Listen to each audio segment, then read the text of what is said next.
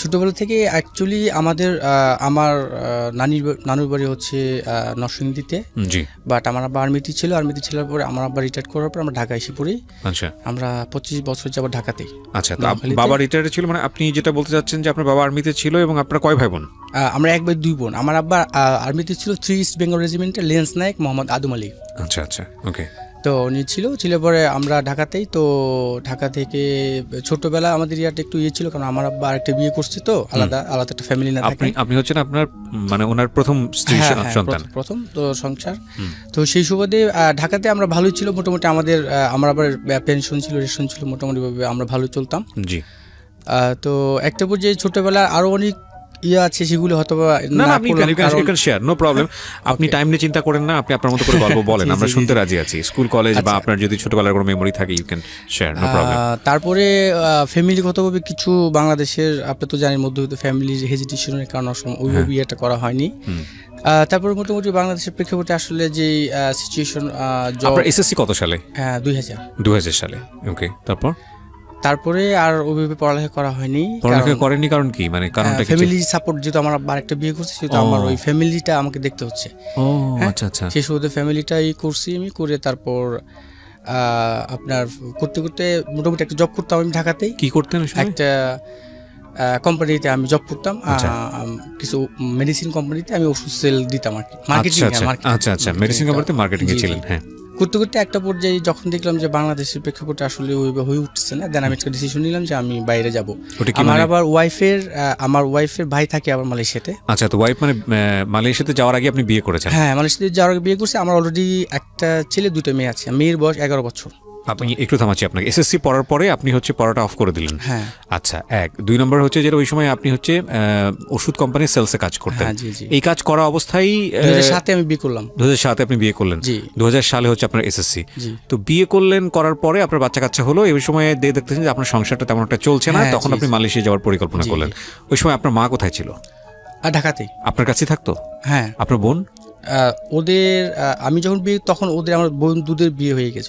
বন্ধুদের বিয়ে হয়ে গেছে? হ্যাঁ, দুজনের বিয়ে হয়ে গেছে। আচ্ছা, যখন আপনি মালয়েশিয়া যাওয়ার সিদ্ধান্ত নিলেন তখনও কি আপনি সেলসেই কাজ করতেন, ওষুধ কোম্পানি সেলসে? তখন অলরেডি ছেড়ে দিয়েছি। আচ্ছা। আর দেখতেছি যে যেহেতু এখন কোনো জব ছিল না আমার হাতে, ফ্যামিলি থেকে অলরেডি ছেলে মেয়ে হয়ে গেছে। এখন তো আর আগের মতো যখন একা থাকতাম তখন তো কোনো ছোটখাটো একটা জব করে চলতো। এখন অলরেডি ফ্যামিলিটা বড় হয়ে গেছে, তখন আমাকে কোনো একটা ভাবে তো অলরেডি আমাকে যে কোনো ভাবে হোক যেতে হবে বা সাপোর্ট করতে হবে। তখন দেন আমি ফ্যামিলির সাথে আমি আলোচনা করলাম, করার পর আমার ওয়াইফ বলল যে আমার ভাই আছে, তুমি যাও মালয়েশিয়াতে, দেখো একটা কিছু করতে পারো কিনা।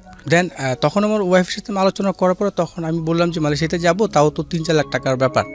তারপরে দেন আমি ওর সাথে কন্ট্যাক্ট করলাম, কন্ট্যাক্ট করে বললাম যে ভাই আমি তো যাবো। বলছি ঠিক আছে, আপনি যদি আসতে পারেন আসেন, কিন্তু দেশে ছিলেন, ফ্যামিলি নিয়ে থাকছেন, এখন যদি মালয়েশিয়াতে এসে পরিশ্রম কাজ করতে পারবেন আপনি। তখন আমি বললাম যেহেতু ছেলে মেয়ে হয়ে গেছে, সেহেতু তো আমার তো পরিশ্রম তো মেনে নিতে হবে। ছেলে মেয়ের জন্য আমাকে তো। বয়স কতক্ষণ ছিল ছেলে মেয়েদের তখন? আমার তখন 2012-তে আমার বাচ্চাদের বয়স ছিল 7-8-এর মতো। আমার একদম ছোট ছেলে যে, তার বয়স ছিল 6 মাস। এটা আমার পুরোপুরি খেয়াল আছে। আর বড় ছেলে বয়সটা ছিল? হ্যাঁ, না, বড় মেয়ে, তারপর এক মেয়ে, তারপর এক ছেলে। 3 ছেলে মেয়ে সেই সময়? না, 1 ছেলে 2 মেয়ে। 1 ছেলে 2 মেয়ে, মানে 3 ছেলে মেয়ে তো? হ্যাঁ, 3 ছেলে মেয়ে। আপনি কিছুটা নার্ভাস, আমি বুঝতে পারছি। আমার এখানে বসার পরে লাইটিং সবকিছু মিলিয়ে, মাইক্রোফোন সবকিছু মিলিয়ে একটু নার্ভাস। একটু পর কেটে যাবে, সমস্যা নেই। হ্যাঁ। তারপর আমার ছেলের বয়স তো স্পষ্ট মনে আছে, কারণ যখন আমি যাবার আগে আমি যখন সিদ্ধান্ত নিয়ে ফেললাম আমি মালয়েশিয়া চলে যাব, আমি রাত্রের বেলা প্রায় ওকে বুকে নিয়ে এরকম ভাবে শুয়ে থাকতাম। তখন ওর বয়স ছিল 6 মাস। আমাকে দিত, শুধু আমাকে দেওয়া শুরু করতো। আর মেয়েরা ওরা তখন পড়তো না, হারবার এখানে আপনার রোজবার্ড কিন্ডারগার্টেনে পড়তো 2টি মেয়ে। আচ্ছা আচ্ছা। ওরা তখন মোটামুটি এখানে ছিল আর কি। তখন যখন সিদ্ধান্ত নিলাম তখন বললো যে ঠিক আছে, তাহলে আপনি আসেন, আমি দেখি একটা জব দিব আপনাকে। আমার তো ভাই সম্বন্ধী, মানে আমার ওয়াইফের ভাই অলরেডি কিন্তু 8-9 বছর যাবত ওখানে আছে। আচ্ছা। তারপর আমি সিদ্ধান্ত নিলাম। তারপর আমি ভাবলাম যে কীভাবে কী করা। তারপর বনানী আমার এখানে একটা অফিস আছে, আমার একটা ফ্রেন্ডের, ওনার সাথে কন্ট্যাক্ট করলাম যে ভাই ট্যুরিস্ট ভিসা, তখন কোনো ভিসা নাই মালয়েশিয়ান। আচ্ছা। কোনো কলিং নাই। কত সালের গল্প এটা? 2012 সালের দিকে। আচ্ছা। তখন কোনো ভিসা নাই। তখন আমি কী করা যায় যে ট্যুরিস্টে যেতে হবে আপনাকে, ওইখানে গিয়ে এরপরে যদি আপনি ভিসা করতে পারেন তাহলে পারবেন, তা নাহলে আপনাকে অবৈধই থাকতে হবে ততদিন। মানে মালয়েশিয়াতে গিয়ে ভিসা করতে হবে? হ্যাঁ, মানে তখন কোনো কলিং ছিল না, আমাকে অবশ্যই যেতে হবে ট্যুরিস্টে, আর কোনো রাস্তা ছিল না। হ্যাঁ। আর দেন তখন ট্যুরিস্টে আমার ওই ব্যাপারে এতটা অভিজ্ঞতা ছিল যেহেতু ফার্স্ট টাইম, সেহেতু আমি ওর সাথে কথা বললাম। ও বলছে যে ভাই যেহেতু আপনি মোটামুটিভাবে ঢাকাতে মোটামুটি আমার একটা ব্যাংকে অ্যাকাউন্ট ছিল, যেহেতু সেলসি কাজ করতাম, আমাকে অ্যাকাউন্টটা রাখতে হইতো। ডাচ বাংলা, ইসলামী ব্যাংক, ব্রাক ব্যাংক, অতগুলি ব্যাংকে আমার অ্যাকাউন্ট ছিল। ওরা বলছে যে আপনার ট্যুরিস্ট ভিসা পেতে গেলে আপনার ব্যাংক স্টেটমেন্ট লাগবে।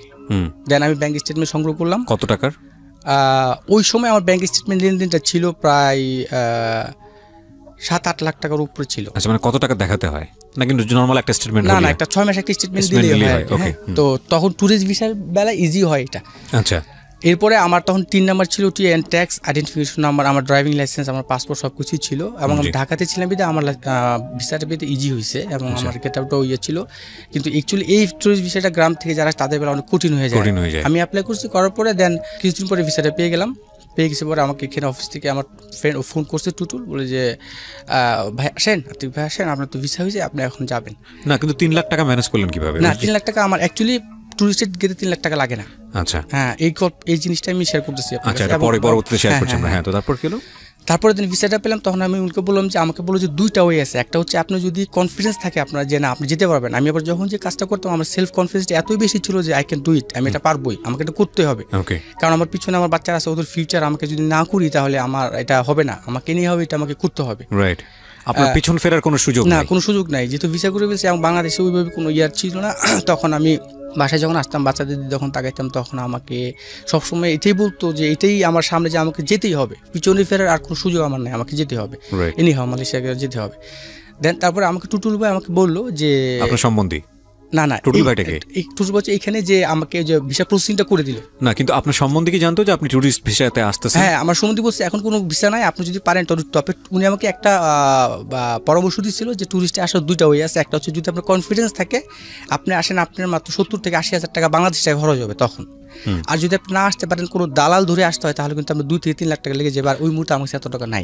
ওকে, তো টুরিস্ট ভিসায় আপনি যাচ্ছেন এবং যাওয়ার পরে যে কোনো একটা ব্যবস্থা উনি করবেন ওখান থেকে ভিসা বের করার জন্য। জব দিতে পারবেন, জব সমস্যা নাই। আচ্ছা, এটা উনি বলেছিলেন আপনাকে? হ্যাঁ, উনি বলেছিলেন আমাকে। এগুলো নোট করবেন, যারা ইউটিউবে দেখছেন তারা এগুলো মাথায় রাখবেন, because this episode is a very remarkable episode for everyone যারা বিশেষ করে বিদেশ যেতে চান। ওকে, তারপর আমি অলরেডি ইয়া করলাম যে সিদ্ধান্ত নিলাম যে যাবো। দেন আমি টিকিট কাটলাম, টুটুলকে বললাম যে ভাই আমাকে আর কি লাগবে, ও তো ট্রাভেল এজেন্সিতে কাজ করে, এটা ভালো বুঝে।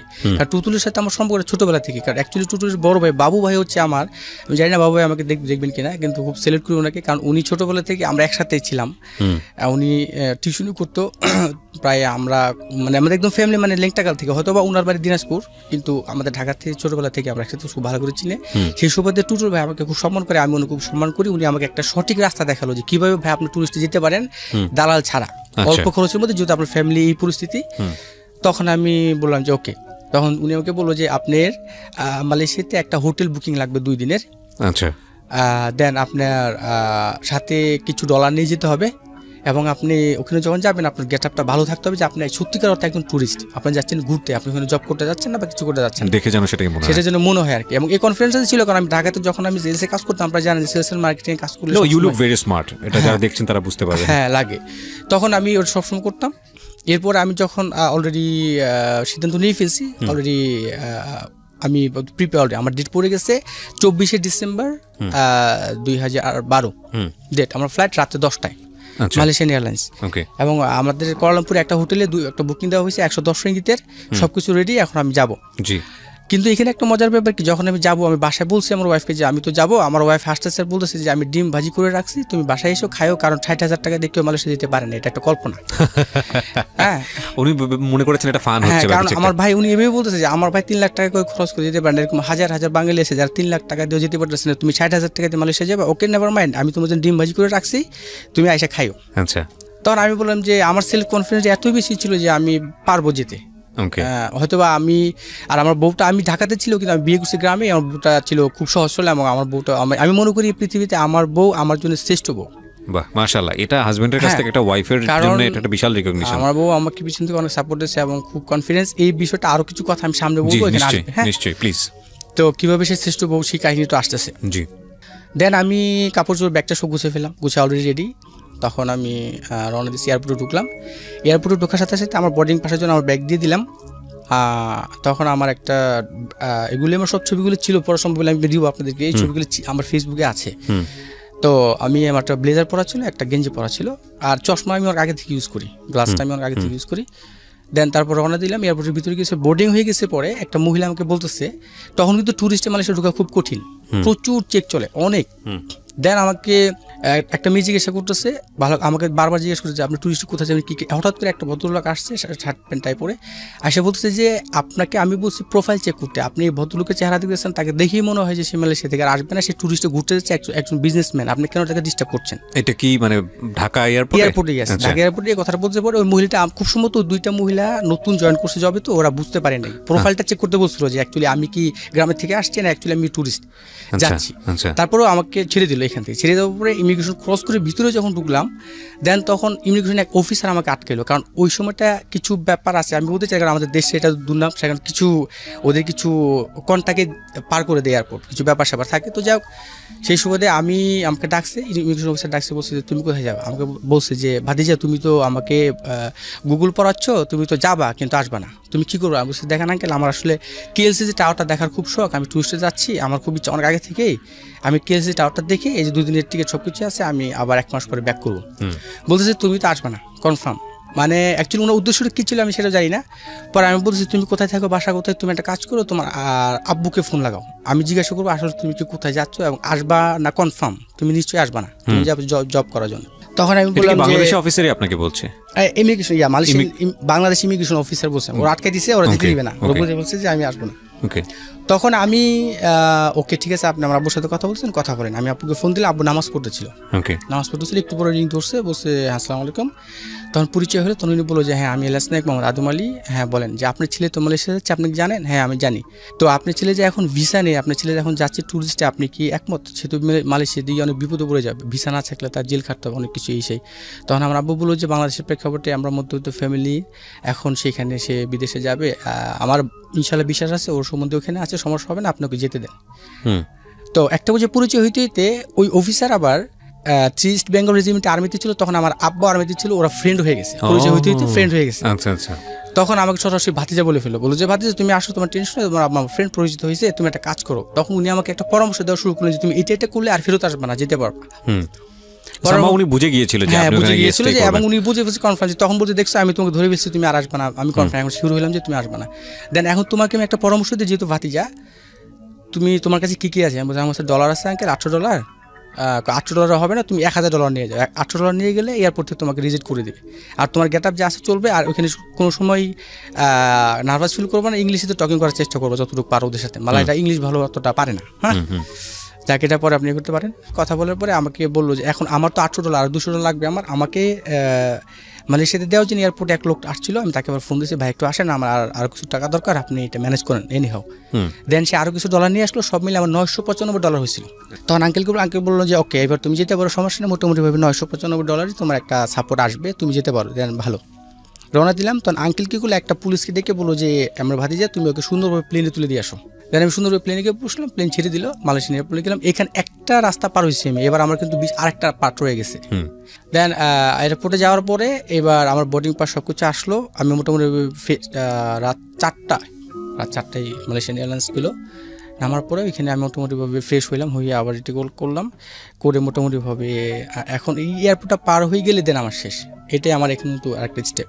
4:30টার দিকে, 4:30-5টার দিকে যখন আমি যাচ্ছি, তখন 4:30-5টায় কি ল্যান্ড করেছে বিমান? না, ল্যান্ড করেছে আর আগে, যে বোর্ডিং সব কিছু কমপ্লিট, আমি বাইরে যাবো। এটা মালয়েশিয়াতে আপনি পৌঁছে গেছেন তখন? হ্যাঁ, মালয়েশিয়াতে পৌঁছে গেছি। আচ্ছা, মালয়েশিয়াতে পৌঁছে আমি কিন্তু মালয়েশিয়াতে পৌঁছে গেছি, এটা কিন্তু আমার সম্বন্ধে তখনও বুঝি না, কারণ ওরা কেউ বিশ্বাসই করতেছে না যে আমি যেতে পারবো এভাবে।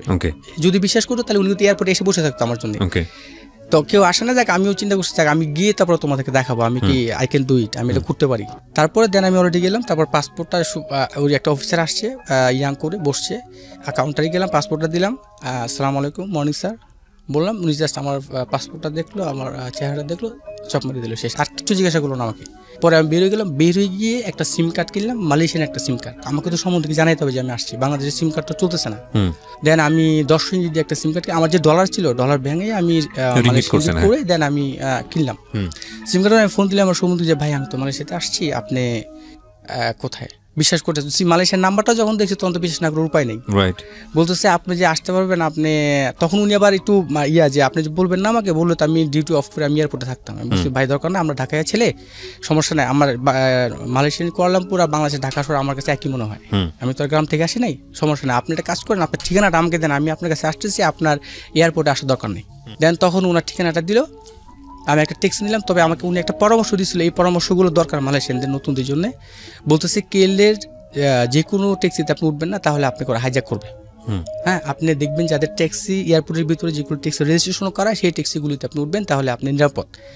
এটা করবেন। তখন এখন কিন্তু মালয়েশিয়াতে গ্র্যাব আছে, আগে কিন্তু গ্র্যাব ছিল না। গ্র্যাব, ইউবার, বাংলাদেশে যেরকম পাঠাও, মালয়েশিয়াতে তখন গ্র্যাবটা ছিল না, এখন গ্র্যাবটা অ্যাভেলেবেল আছে, নিরাপদ থাকা যায়। দেন তখন আমি এখান থেকে বাসে গেলাম। জালান্দোতা ছিল তখন বাস স্টপটা, এখন সব বাস স্টপ টিভিএস। মালয়েশিয়াতে যারা আছেন তারা সবাই জানে, সব বাস টিভিএস থেকে ছাড়ে। তেরেঙ্গানু, ক্লান্তান, কোয়ান্তান সব বাস ছাড়ে টিভিএস থেকে ছাড়ে।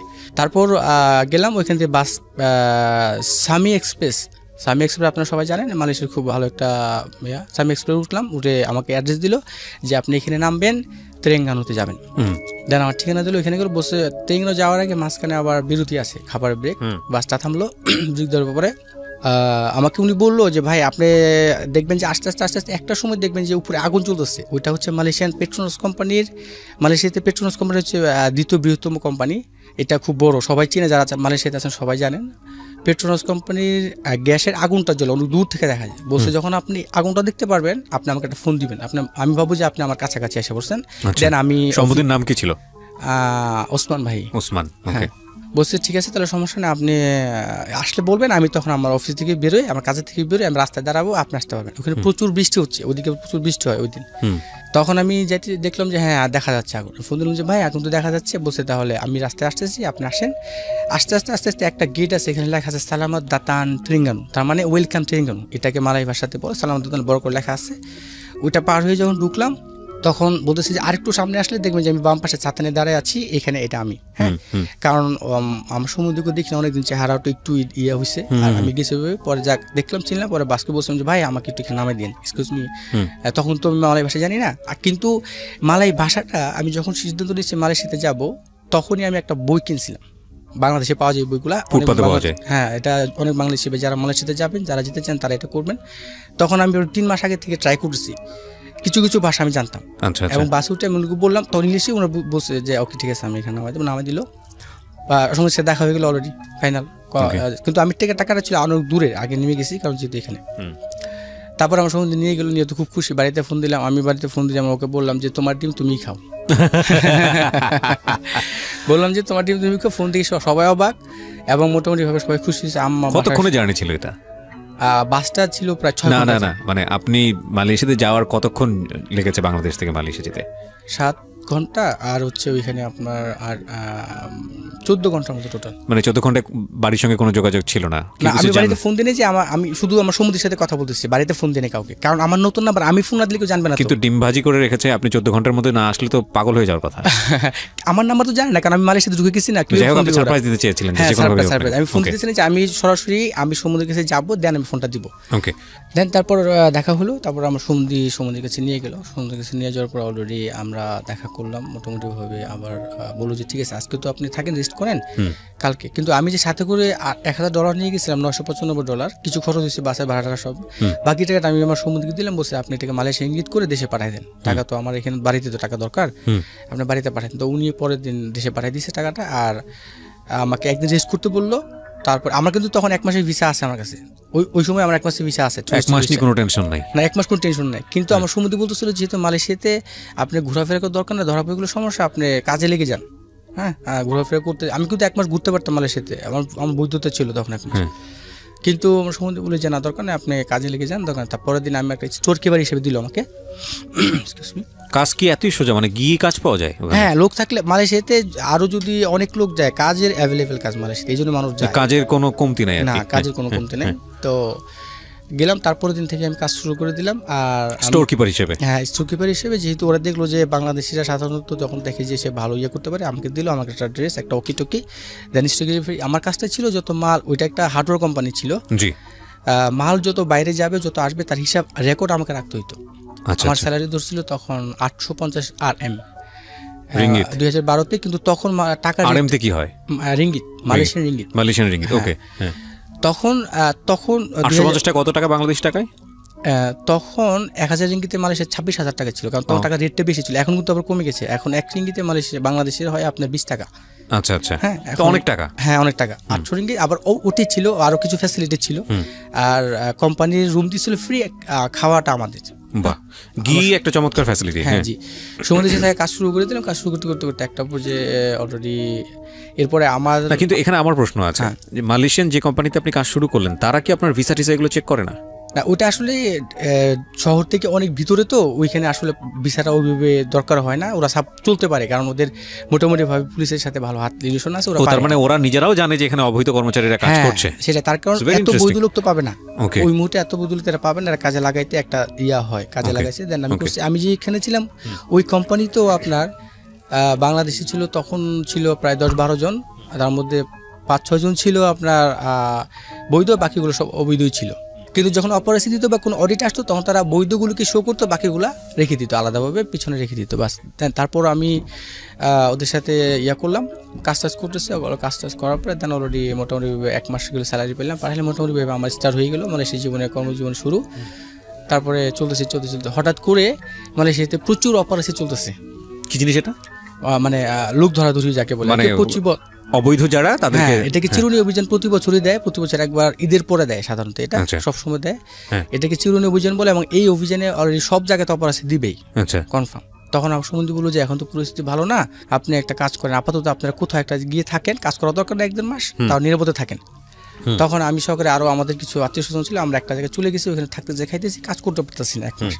আর ওই কোম্পানির বসও একটা সিদ্ধান্ত নিল, মালয়েশিয়ার নতুন একটা আইন করে ফেলছে যে অবৈধ লোক যদি একজন পাওয়া যায়, তাহলে ওই বসের 10,000 RM রিঙ্গিত জরিমানা হবে ওই কোম্পানির জন্য। তখন ওই বস কিছুটা ভয় পেয়ে গেল। তখন আমার সম্বন্ধীকে বললো যে আমাদের পক্ষে আর অবৈধ লোক রাখা সম্ভব হচ্ছে না, প্লিজ তুমি তোমার আত্মীয় স্বজনদের একটা ব্যবস্থা করো। কয় মাস কাজ করার পরে এটা মোটামুটি 6-7 মাস কাজ, 6-7 মাস ওই কোম্পানিতে কাজ করার পরে। ওকে, তারপর দেন তখন আমার সমুদ্রের দিকে সবাই বললো যে এখন এই পরিস্থিতি তখন কি করা যায়। তখন আমরা আলাদা একটা গিয়ে ওইখানে টুকটা কাজ করতে থাকলাম। দেন ওইখান থেকে আমি আবার অন্য জায়গায় চলে যাই। আমার আবার কিছু ফ্রেন্ড ছিল, ওদের সাথে কথা বলি, একটু দূরে চলে যাই আমি।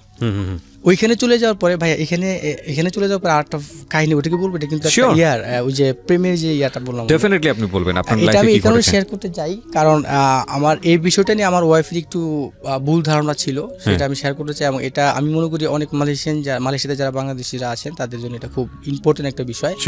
কাজ করতে করতে তখন আমি আমার বাংলাদেশ থেকে, যেহেতু আপনি জানেন যে আমি আসলে ব্যবসা বাণিজ্য বা মার্কেটিং এর একটা মধ্যে ছিল, আমি আসলে কাজটা বেশি একটা পছন্দ করতাম না।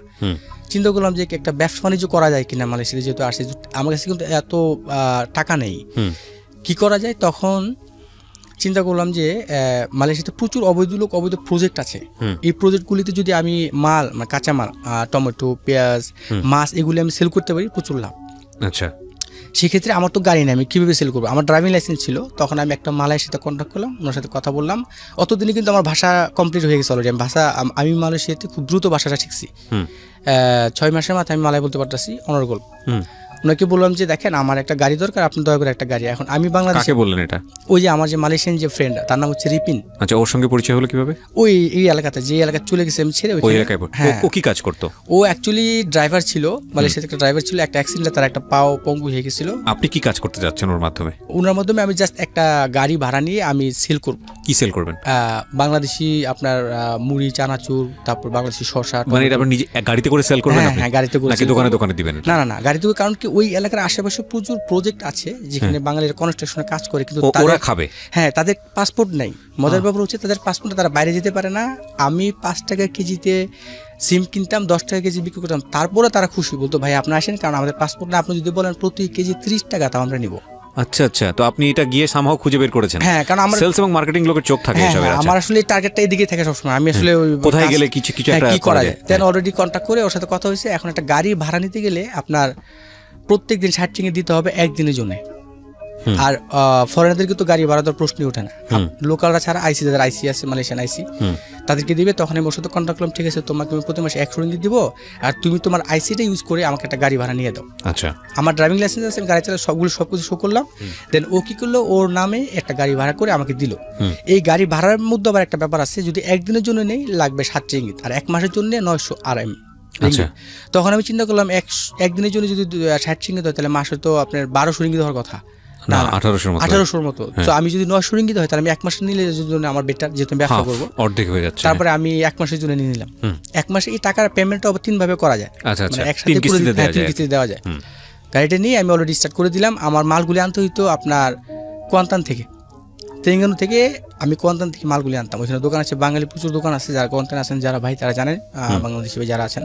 তারপরে ওইখান থেকে আমি মাল আনা শুরু করলাম। আমার সাথে আরেকটা ভাই ছিল, উনিও কিছু আমার সাথে শেয়ার করছিল। দুজন, আমার কাছে এত টাকা ছিল না, ওনার 50% আমার 50%, কিন্তু ওনার পাসপোর্টও ছিল না ওই মুহূর্তে, আর উনি এতটা ভীত, মানে বাইরে চলাচল করতেন না, কিন্তু টাকা দিচ্ছিলেন আমাকে, বলছেন যা লাভ হইতো 50% আমরা নিব।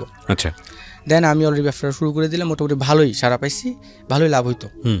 কিন্তু এখানে একটা প্রবলেম হয়েছে, যখন আমি আমার ব্যবসাটা দাঁড়াইছে, রাস্তার পাশে ছোট্ট করে একটা আবার দোকানের মতো দিছিলাম, যেমন বাংলাদেশে আপনার ওই যে পানের দোকানের মতো দেয়, ওটা হচ্ছে আমার একটা জাস্ট একটা পার্মানেন্ট একটা জায়গা। হ্যাঁ, এখানে আসলে বাঙালিরা আমাকে পাবে। আর আমি ওই দোকানে ওই ছেলেটাকে বসায় রাখতাম, আর আমি প্রজেক্টে গিয়ে মালটা সেল করতাম। আচ্ছা, ওই ছেলেটা তো লোকাল ছিল বোধহয়, মালয়েশিয়ান নাকি? না, ও বাংলাদেশি, কিন্তু ওর পাসপোর্ট ছিল না, ও আবার অতটা সাহসী না, মানে অনেক প্রায় 11 বছর, তখন ওর 11 বছর চলে মালয়েশিয়াতে, কিছুই পাইনি এখন, কিছু করতে পারেও না, কিছু করতে চায়ও না, মানে একটু ভীতু টাইপের আর কি। 10-11 বছর একটা মানুষ অবৈধভাবে, হ্যাঁ, এখনো অনেক বাঙালি আছে মালয়েশিয়াতে, 20-25 বছর আছে অবৈধ। তারপর ওকে দোকানে বসায় রাখতাম, আর আমি গাড়ি নিয়ে চলতাম, অনেক দূরে দূরে চলে যেতাম আমি, যেখানে থাকতাম এখান থেকে প্রায় গাড়ি। এবং সেই ক্ষেত্রে আমার মালয়েশিয়াতে যারা আছেন তারা জানেন, টাচ এন্ড গো যে কার্ডটা করতে হয়, সেটা গাড়ি যারা ড্রাইভিং করে তাদের জন্য ইজি হয়। এবং এখানে আবার একটা প্রশ্ন থাকে, অনেক মালয়েশিয়ান ভাইরা আমাকে বলতে পারেন যে ভাই, আপনি মালয়েশিয়াতে গাড়ি চালাতে আপনি ড্রাইভিং লাইসেন্স কীভাবে করছেন? হ্যাঁ, ড্রাইভিং লাইসেন্স আমি বাংলাদেশ থেকে যখন গেছি তখনই আমার ড্রাইভিং লাইসেন্স আছে। আমি ওইখান থেকে অ্যাপ্লাই করছি বিআরটিএতে ইন্টারন্যাশনালটা করার জন্য, 2500 টাকা লাগছিল আমার। ওই লাইসেন্সটা হওয়ার পরে আমার খুকন ভাই আছে, উনি পাঠাইছে, এক লোক গেছিলো তার মাধ্যমে। দেন আমি ওই ড্রাইভিং লাইসেন্সটা, ইন্টারন্যাশনাল ড্রাইভিং লাইসেন্সটা আমি মালয়েশিয়ায় যাকে বলে জেপিজে, বাংলাদেশে যেটা ট্রাফিক বা ট্রাফিক পুলিশ, মালয়েশিয়া এটাকে বলে জেপিজে, ওই জেপিজিতে যাই আমার ড্রাইভিং লাইসেন্সটা নিয়ে গেলে পরে ওরা চেক করার পরে ওই লাইসেন্সটা ওরা বাংলাদেশে পাঠায়, ইমেল করে পাঠায়। পরে বিআরটিতে বলে যে এটা অরিজিনাল ড্রাইভিং লাইসেন্স, ওকে আপনারা দিতে পারেন ওকে। দেন জেপিজি থেকে একটা সিল মেরে দিল আমাকে, যেটা থেকে মালয় ভাষাতে বলে চপ দিয়ে দিল।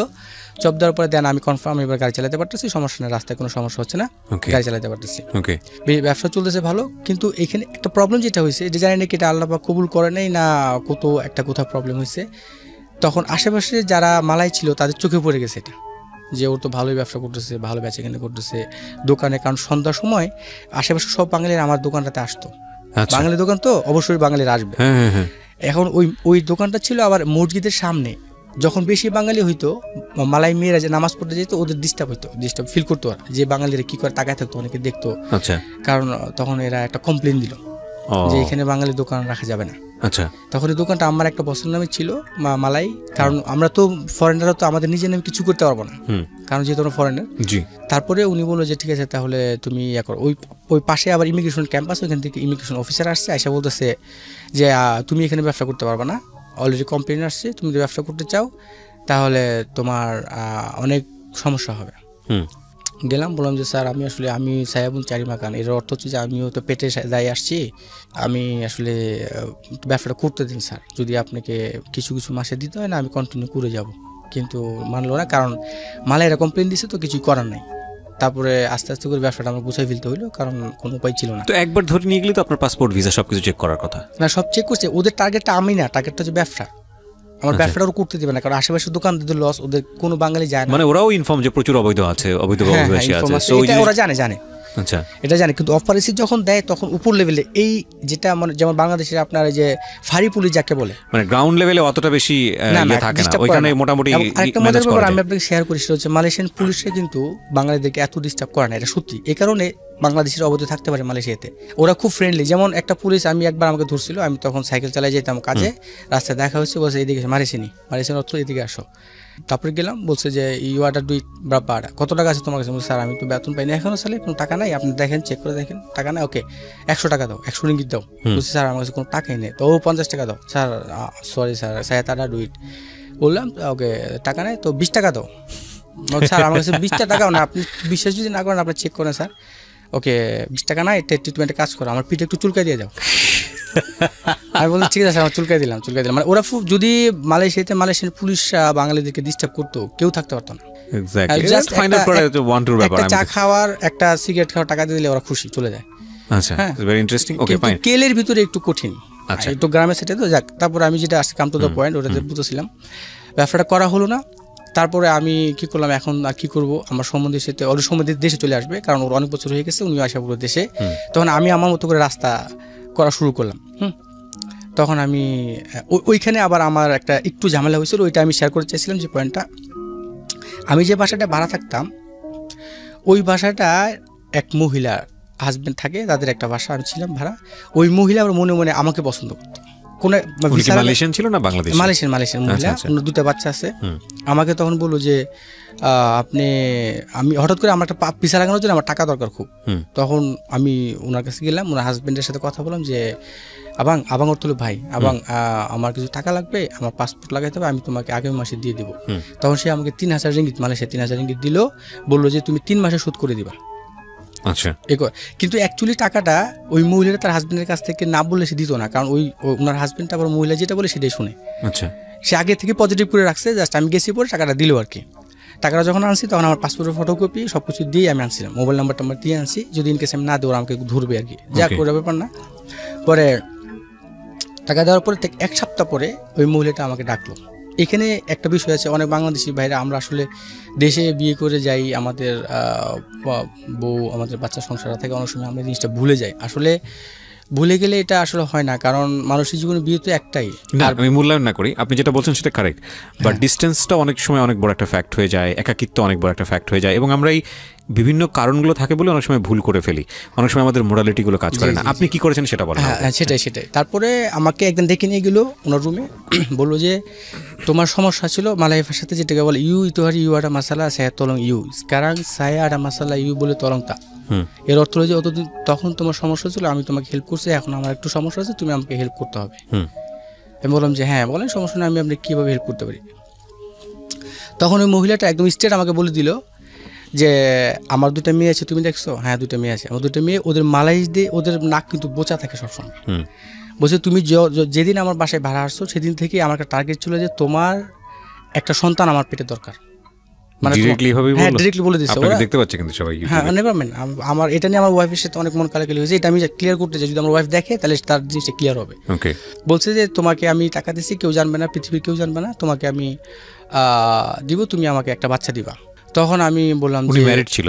হ্যাঁ ম্যারিড, 2টা বাচ্চাও আছে, হাজবেন্ডও ছিল, হাজবেন্ডের সবই ছিল। পরে আমি বললাম যে আমার বাচ্চা যদি হয় দেন এই বাচ্চা যখন ডিএনএ টেস্ট করবো তখন তো প্রমাণ হবে আমার বাচ্চা, তুমি সেটা কীভাবে কাভার দিবে? বলছে এটা আমার ব্যাপার, তুমি এটা করবা, পৃথিবীর কেউ জানবে না, তোমাকে 3000 রিঙ্গিত দিচ্ছি, তুমি যদি চাও আমার কাছে প্রতি মাসে তোমাকে আরও 3000 রিঙ্গিত করে আমি দিব, বাংলাদেশে এটাকে প্রায় 1 লাখ টাকা। তোমার যত টাকা যত সমস্যা আছে তুমি আমাকে, তুমি শুধু আমাকে একটা বাচ্চা দিও। আমি বলছি আমার পক্ষে এটা সম্ভব না, আপনার টাকা আমি আগামী মাসে ফেরত দিয়ে দেবো, আমি ম্যাক্সিমাম সরি, আমাকে মাফ করে দেন আপনি, আমার সঙ্গে আমার ফ্যামিলি আছে, আমার বাচ্চা আছে, যদি আমি আনমেরিড হতাম তাহলে একটা চিন্তা ভাবনা ছিল, তারপরে আপনার বাচ্চা সব কিছু আছে, আপনি আমাকে টাকা দিচ্ছেন, যদি এই শর্তটা আপনি আগে আমাকে বলতেন তাহলে আমি টাকা নিতাম না আপনার কাছ থেকে, পাসপোর্ট না লাগুক না তাতে কিছু আসা যায় না। কিন্তু এখানে একটা বিষয় আমার এখন মনে পড়ে যে আমার ওয়াইফ যখন আমি বিদেশে গেছি, আমার ওয়াইফ আমাকে একটা কথা বলতো যে তুমি মালয়েশিয়া গেছো তাতে আমার কোনো দুঃখ নাই, কিন্তু আমি একটা কথা শুধু তোমাকে বলবো, তুমি হয়তো আমি শুনছি অনেক মালয়েশিয়াতে অনেক বাঙালিরা প্রেম করে, অনেক বিয়ে শাদী করে, তুমি যা ইচ্ছা তা তুমি করো, তাতে আমি কিচ্ছু আসে না, কিন্তু একটা জিনিস শুধু, যদি তুমি মালয়েশিয়াতে কিছু করো, আমার হক যদি তুমি নষ্ট করো, একটা মেয়ের যদি একটা ছেলে আর একটা মেয়ের সাথে সম্পর্ক করে তার হক নষ্ট হয়ে যায়, যদি তুমি আমার হক নষ্ট করো তাহলে কিয়ামতের দিন তার দায়ভার তুমি আমার আল্লাহর কাছে তোমাকে হিসাব দিতে হবে। এবার তুমি যা ইচ্ছে তা করো, আমি তোমাকে ফোনও করবো না, ডিস্টার্বও করবো না, আর আমিও যদি বাংলাদেশে থেকে যদি কিছু করি সেটা হিসাব কিয়ামতের দিন আমি আল্লাহর কাছে দেবো। ওই একটা জায়গায় আমার ওয়াইফ আমাকে আটকে ফেলছে, আমার কিছু করার ছিল না। বাট আমি একটু চিন্তা করছি, মানে আমি আমার জায়গা থেকে একটু ইকুয়েশনগুলো মেলানোর চেষ্টা করছি, বিকজ ফাইন আমি সেই জায়গা নিয়ে আপনার ওয়াইফকে ঘটনা কী ঘটেছে আপনি বলবেন, কিন্তু ওই ভদ্রমহিলা যখন এই কথাটা বলতেন, এটা কি ওনার হাজব্যান্ড এই বিষয়টা কি জানতো, ইনফর্ম ছিল? না, হাজব্যান্ড জানতো না, কিন্তু ওনাকে আমি জিজ্ঞেস করছিলাম যে তোমার হাজব্যান্ড যদি পরে জানে, বলছেন না, হাজব্যান্ডকে আমি ম্যানেজ করতে পারবো। ওকে ফাইন, আমার কাছে মনে হচ্ছে যে খুবই ন্যাস্টি একটা ব্যাপার। ওকে, তারপরে কি হলো? একটা ব্যাপার ছিল, তারপর একটা আমি রাজি না, এখন যখন রাজি না তখন ওই মহিলা এখন সে আমাকে তার ভাইদেরকে দিয়ে কিছু পোলাপান দিয়ে পাঠাইলেও আমাকে মারবে। ওর ভাই ফোন মানে ভাইকে পাঠাইছে, ওদের উদ্দেশ্য ছিল যে আমি টাকা নিচ্ছি, টাকা দিচ্ছি না, এই কারণে মারতে আসছে। ওই বিষয়টা নাকি ভাই ডিটেইল জানতো না, ইন্টারনাল ব্যাপার জানতো না, ইন্টারনাল বিষয়টা জানতো না বিভিন্নভাবে।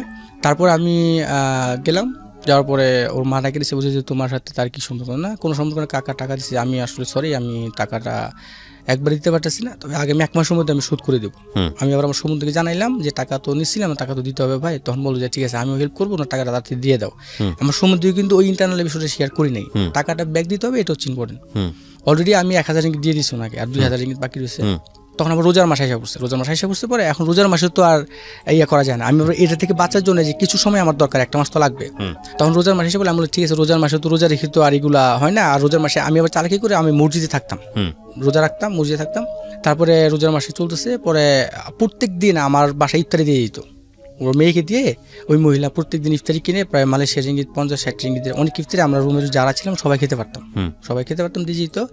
তো ওর ইয়ে হচ্ছে যে ঠিক আছে, তো ঈদের পরে ওর আবার আসছে টাকা পয়সা চার পরে আমরা মোটামুটি 1000 রিঙ্গিত দিয়ে দেওয়ার পরে এখন ঈদের পরে ও একদম পুরা দমে উঠে পড়ে লাগছে। পুলিশ অলরেডি কমপ্লেন দিয়েছে, একবার রাত্রে পুলিশ আসলো, 2 জন এসে আমাকে ধরে নিয়ে গেছে, বাসায় কেউ জানে না, বাসার ওদেরকে অন্য কিছু জানাইছে, ধরে নিয়ে যাওয়ার পরে বলছে যে সিভিল ড্রেস পরে আসছিল, কিন্তু পুলিশ আমি ওদেরকে চিনি, ওই আশেপাশে থানার, তো এসে ধরে নিয়ে গেছে আমাকে, বলছে এই ব্যাপার ওই কি তোমার টাকা পয়সা পাবে, ওই টাকার ব্যাপারটাই শুধু বলে। আমি টাকা পাবে, তো আমি তো বলছি স্যার আমি তো টাকা দিয়ে দিব, সাইসুরে চাই কেমন দিছে হেমা বাই ইসকান সাইসুরে ভাইয়া সাতুরিবু লাগি দুয়ারিবু বুলান্দাপ্পান সাহেব ভাই, এটার অর্থ হলো যে আমি 1000 টাকা দিয়ে দিয়েছি, বাকি 2000 টাকা আমি আগামী মাসে শোধ করে দিব, আমাকে তো একটু সময় দিতে হবে, হুট করে আমি বললাম দিব থেকে টাকাটা। আপনি এত ভালো এত ফ্লুয়েন্টলি মালয়েশিয়ান পারেন কিভাবে, মানে আপনি কত বছর থাকছেন? আমি 8 বছর, কিন্তু আমি যাওয়ার 6 মাস পর থেকে মালয় বলতে পারি, কারণ আমার বেশিরভাগ আমি মালয়ের সাথে মিশছেন, এই কারণে মালয়টা খুব থ্রুলি বলতে পারি, বাংলা চিত্র মালয়টা আরও থ্রুলি আসে আমার। যাই হোক, এরপরে বললো যে তাহলে আপনি ইয়ে করেন, এটা হয় না, টাকা কালকের মধ্যে দিয়ে দিতে হবে। ওর মহিলার কথা হচ্ছে প্রেশার দিয়ে আমাকে ওর উদ্দেশ্য হাসিল করবে আর কি, ওর উদ্দেশ্য এটা, টাকা যদি আমি আরও চাইতাম আমাকে আরও দিত, আমার পক্ষে সম্ভব না। পরে আমি বলছি যে না, আমি এখন খুব টেনশনের মধ্যে আছি যে কী করবো আমি, আমাকে তো এখান থেকে এলাকা ছেড়ে চলে যেতে হবে, তাছাড়া তো কোনো ওয়ে দেখতেছি না।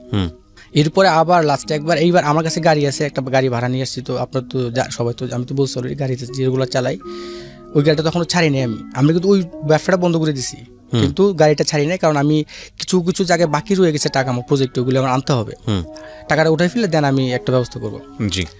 কন্টিনিউ করতেছি, পরে হঠাৎ করে একদিন সে সিরিয়াসলি একদম রাত্রে বলতেছে যে তোমাকে আমার সন্তান দিতে হবে, তা না হলে তুমি মালয়েশিয়া থেকে বাংলাদেশে যেতে পারবে না, তোমাকে আমি মেরে ফেলবো, যে কোনোভাবে এনিহাও তোমাকে এটা করতে হবে। আমি বলছি আচ্ছা ঠিক আছে, এখন আমাকে ওর কাছ থেকে কিছু সময় নিতে হবে, আমার পলাইতে একটু সময় লাগে তো এলাকা থেকে, যে ঠিক আছে সমস্যাটা, আমি আপনার কথা রাজি, তো আমি একটু সময় দেন। পরে এই কথা বলে ওই দিন রাত্রেই আমি একদম প্রিপারেশন নিয়েছি যে আমি এলাকা থেকে চলে যাবো, পালায় চলে যাবো। আচ্ছা, এখন আমি যদি বাসে যদি যাই, এখানে একটা জিনিস যারা মালয়েশিয়াতে আছেন তারা ভালো করে জানেন, একটা লোক মালয়েশিয়াতে গাড়ি চুরি করা এটা তো একটা কল্পনার ব্যাপার, কোনোদিনও সম্ভব না। গাড়ি চুরি করলে উইথিন 10 মিনিটস আপনাকে ধরে ফেলবে, মালয়েশিয়া যে প্রান্তে থাকেন, কারণ প্রত্যেকটা গাড়িতে জিপিএস থাকে, আপনি গাড়ি নিয়ে যেখানে যান ওরা ধরে ফেলবে, যদি পুলিশ কমপ্লেন দেয় তাহলে আপনার লাইফ শেষ, মালয়েশিয়া থেকে আর দেশে ফিরে আসতে পারবো না, যদি বাংলাদেশি ফরেনার হয়, যে কোনো দেশেরই হোক। এখন আমি ওই গাড়ির মধ্যে আমার রুমের ভিতরে ল্যাপটপটা ছিল, যেগুলি দামি যে জিনিসগুলো এগুলো আমি নিলাম, আমি ওর মানে বোঝানোর চেষ্টা করছি যে আমি বাসাটা চেঞ্জ করতেছি, ল্যাপটপটা নিলাম, আর আমার কিছু দামি কিছু কাগজপত্র ছিল, আমার ডায়েরি ছিল, ওইগুলো নিলাম, নিয়ে আমি একদম সোজা তেরেঙ্গানু টু কুয়ালালামপুর রওনা দিলাম। ওইখান থেকে 7-8 ঘন্টা রাস্তা, 120 রিঙ্গিতের তেল লাগছে তখনই। আচ্ছা, 120 রিঙ্গিত তেল কিন্তু অনেক দূরের রাস্তা, 7-8 ঘন্টা লাগে। ওকে, দেন আমি অলরেডি রওনা দিলাম, রওনা দেওয়ার পরে কিছু দূর যাওয়ার পর আমার তেল শেষ হয়ে গেল। এখন এদিকে আমার হচ্ছে গাড়ির মালিক ফোন দিতেছে আমাকে, এখন আমাকে কিন্তু গাড়ির মালিককেও পজিটিভ রাখতে হবে যে আমি আসতেছি, তা নাহলে গাড়ির মালিক যদি বুঝে ফেলে যে আমি পড়াইছি, তাহলে কিন্তু পুলিশ রিপোর্ট করে দিলে কিন্তু আমার লাইফ শেষ। আমি ফোন দিচ্ছি যে আবাং এসু সায়ামো ভাইয়া, তারা উত্তর যে আমি কালকে আপনার টাকাটা দিব, আর কিছু টাকা বাকি রয়েছে, 450 রিঙ্গিত দিচ্ছিলাম, কালকে আর 100 টাকা দেওয়ার কথা ছিল, যে কালকে আমি তোমার 100 টাকা দিব আর তোমার গাড়ি ফেরত দিয়ে দিব, আমি আর গাড়ি চালাবো না, আমার ব্যবসাটা এখন অফ হয়ে গেছে, আমি গাড়িটা কালকে ফেরত দেবো। তার মানে গাড়ির মালিক সে পজিটিভ, সে আর সমস্যা নেই, কালকে পর্যন্ত আমাকে সময় দিছে, আমাকে ডিস্টার্ব করবে না। আমি কিন্তু অলরেডি কেলের মানে অর্ধেক রাস্তা চলে গেছি, এটা কিন্তু আর কেউ জানে না, রাস্তা পারে একদম কেল পড়ছে। ওইখানে গিয়ে আবার এই যে আমি বলছিলাম যে আমার ভিসা শুরুতে টুটুল ভাই নামে একটা লোক হেল্প করছিল, ওই যে বনানীর, ওর ভাইগনা আবার থাকে, তার কাছে গিয়ে উঠলাম, সেও টুরিস্টে গেছিল, তার কাছে গিয়ে উঠলাম গাড়ি। এখন ওইখানে গিয়ে উঠছে জায়গা আমি বেঁচে গেলাম, কিন্তু গাড়ি তো আমার ফেরত দিতে হবে, গাড়ি কি হবে, তা না হলে তো আমার তো ধরে ফেলবে, ওরা যদি জিপিএস স্টার্ট করে তাহলে তো চেক করলে তো আমাকে পেয়ে যাবে। তারপর আমি ভাইনাকে বললাম, ভাইনা তুমি কাগজপত্র আমার এই ব্যাগটাকে রাখো, আমি গাড়িটা আগে একটা সেটেল করি, আর গাড়ি কোথা থেকে কোথায় আসছে তাহলে ধরে ফেলবে। আমি গাড়িটা সেটেল করার জন্য যারা মালয়েশিয়া যাচ্ছেন জানেন কতারায়া মাইডিন, ওইখানে বাংলা মার্কেট, বাঙালিদের একদম বাংলাদেশের ঢাকা শহরের মতো প্রায় গেলে মনে হয় যে বাংলাদেশে আসছি, সব বাংলাদেশিদের দোকান, বাংলা গান চলতেছে, সব কিছু চলতেছে, কতারায়া সবাই জানেন। ওইখানে গাড়িটা আমি নিয়ে গেলাম, ওইখানে কতারের পিছনে একটা হোটেল আছে, ওই হোটেলের 64 রিঙ্গিত করে রুম ভাড়া পাওয়া যায়, ওই হোটেলের পাশে আমি গাড়িটা পার্কিং করলাম। গাড়িটা পার্কিং করে গাড়িটা ছবি তুললাম, সব কিছু তুলে আমি ওই গাড়ির মালিকের হোয়াটসঅ্যাপে করে দিলাম যে আপনার গাড়িটা এখানে আছে, আপনি এখান থেকে, আমি এক্সট্রিমলি সরি দুঃখিত, আপনি এখান থেকে এসে গাড়িটা নিয়ে যান। Abang saya minta maaf, saya ada hal sikit, saya simpan kereta sini, tolong mari ambil kereta awak punya। এর অর্থ যে আপনার গাড়িটা এখানে আছে, আপনি এসে নিয়ে যান। তারপরে সে খুব রাগে গেল, হ্যাঁ এত দূরে নিয়ে গেছে আবার সে ইউ বট নিউ গ্যাংস্টার কা, তুমি কি গ্যাংস্টার নাকি, তুমি কি করলো, আমাদের বাংলা হয়ে আমার গাড়ি তুমি এত দূরে নিয়ে গেছো, তুমি শেষ, তোমাকে আমি মেরে ফেলবো। তখন আমি ওকে বললাম যে আবাং saya minta maaf কি saya ada masalah sikit। সেও কিন্তু বিষয়টা শুনে ফেলছে তখন, ওই যে মহিলার এই ব্যাপারটা মোটামুটি ভাবে যে একটা বিষয় ভাই ধরে নিয়ে গেছিল। কারণ কি ওই মহিলার ভাইয়ের বাসা তার বাসা কাছাকাছি, আচ্ছা একই গ্রামে, তো শহরের ভিতরে হলে তো দ্রুত জানতো না।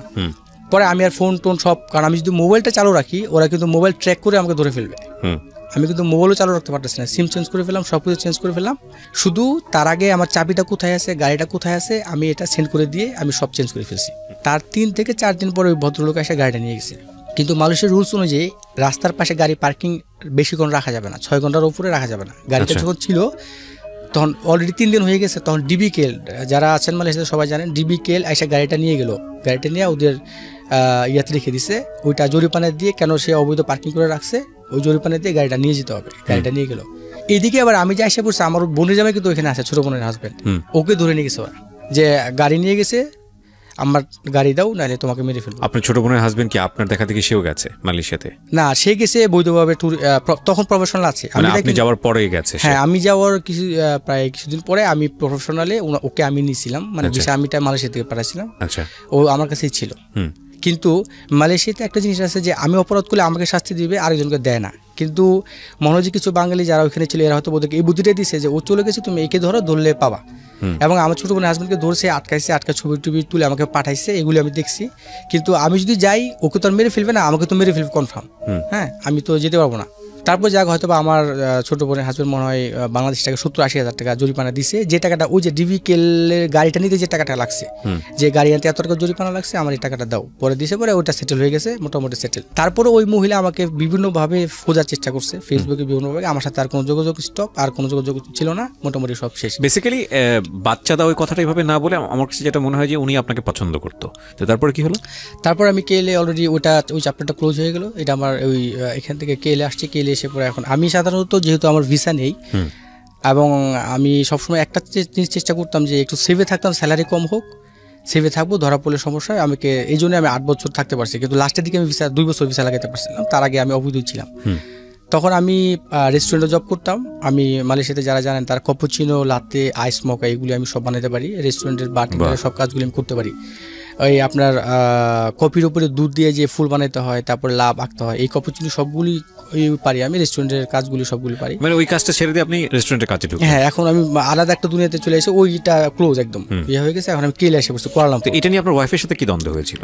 ওয়াইফের সাথে ওয়াইফ একটু ভুল বোঝাবুঝি করছে আমার সম্বন্ধে। আবার আমার ওয়াইফকে একটু ভুল ইনফরমেশন দিয়েছে যে আমি মনে হয় অ্যাকচুয়ালি চাইতাম সামহাউ ওয়াইফ ওই মহিলার সঙ্গে জড়িত। তখন আমি আমার ওয়াইফকে বোঝানোর চেষ্টা করি, যদি আমি চাইতাম আমি কেন পলায় আসছি বলো, আমি তো ওখানে থাকতাম। পুরো ঘটনাটা সে জানতো নাকি আজকে এই ভিডিওর মাধ্যমে জানলো? না, জানতো। এরপর আমি জানাইছি। ওকে, তারপর আমি কেলে কাজ শুরু করলাম। এখন এখানে আমি কিন্তু বেশি মোটা অঙ্কের টাকা মানে প্রতি মাসে বাড়াতে পারতাম না। তার কারণ হচ্ছে আমাকে সেভে থাকতে হবে। যদি আমার পাসপোর্ট থাকতো, আমি হয়তো যদি আমি এই 8টা বছর শুরু থেকে আমি একটা ভালো একটা কোম্পানি, যারা মালয়েশিয়াতে আছেন তারা জানেন, শুরু থেকে একটা ভালো কোম্পানিতে থাকতাম, আমি একটা ভালো লেভেলে চলে যেতে পারতাম, ম্যানেজার পদে বা একটা ইনচার্জ লেভেলে মোটামুটি চলে যেতে পারতাম। কিন্তু আমি দেখা গেছে 2 মাস এই কোম্পানিতে, তারপরে আরেক কোম্পানিতে অপারেশনের কারণে, বিভিন্ন সমস্যার কারণে আমাকে ছেড়ে দিতেছে কাজটা, আমি কন্টিনিউ করতে পারি না। যার কারণে আমি একটু লুকাইছিলাম।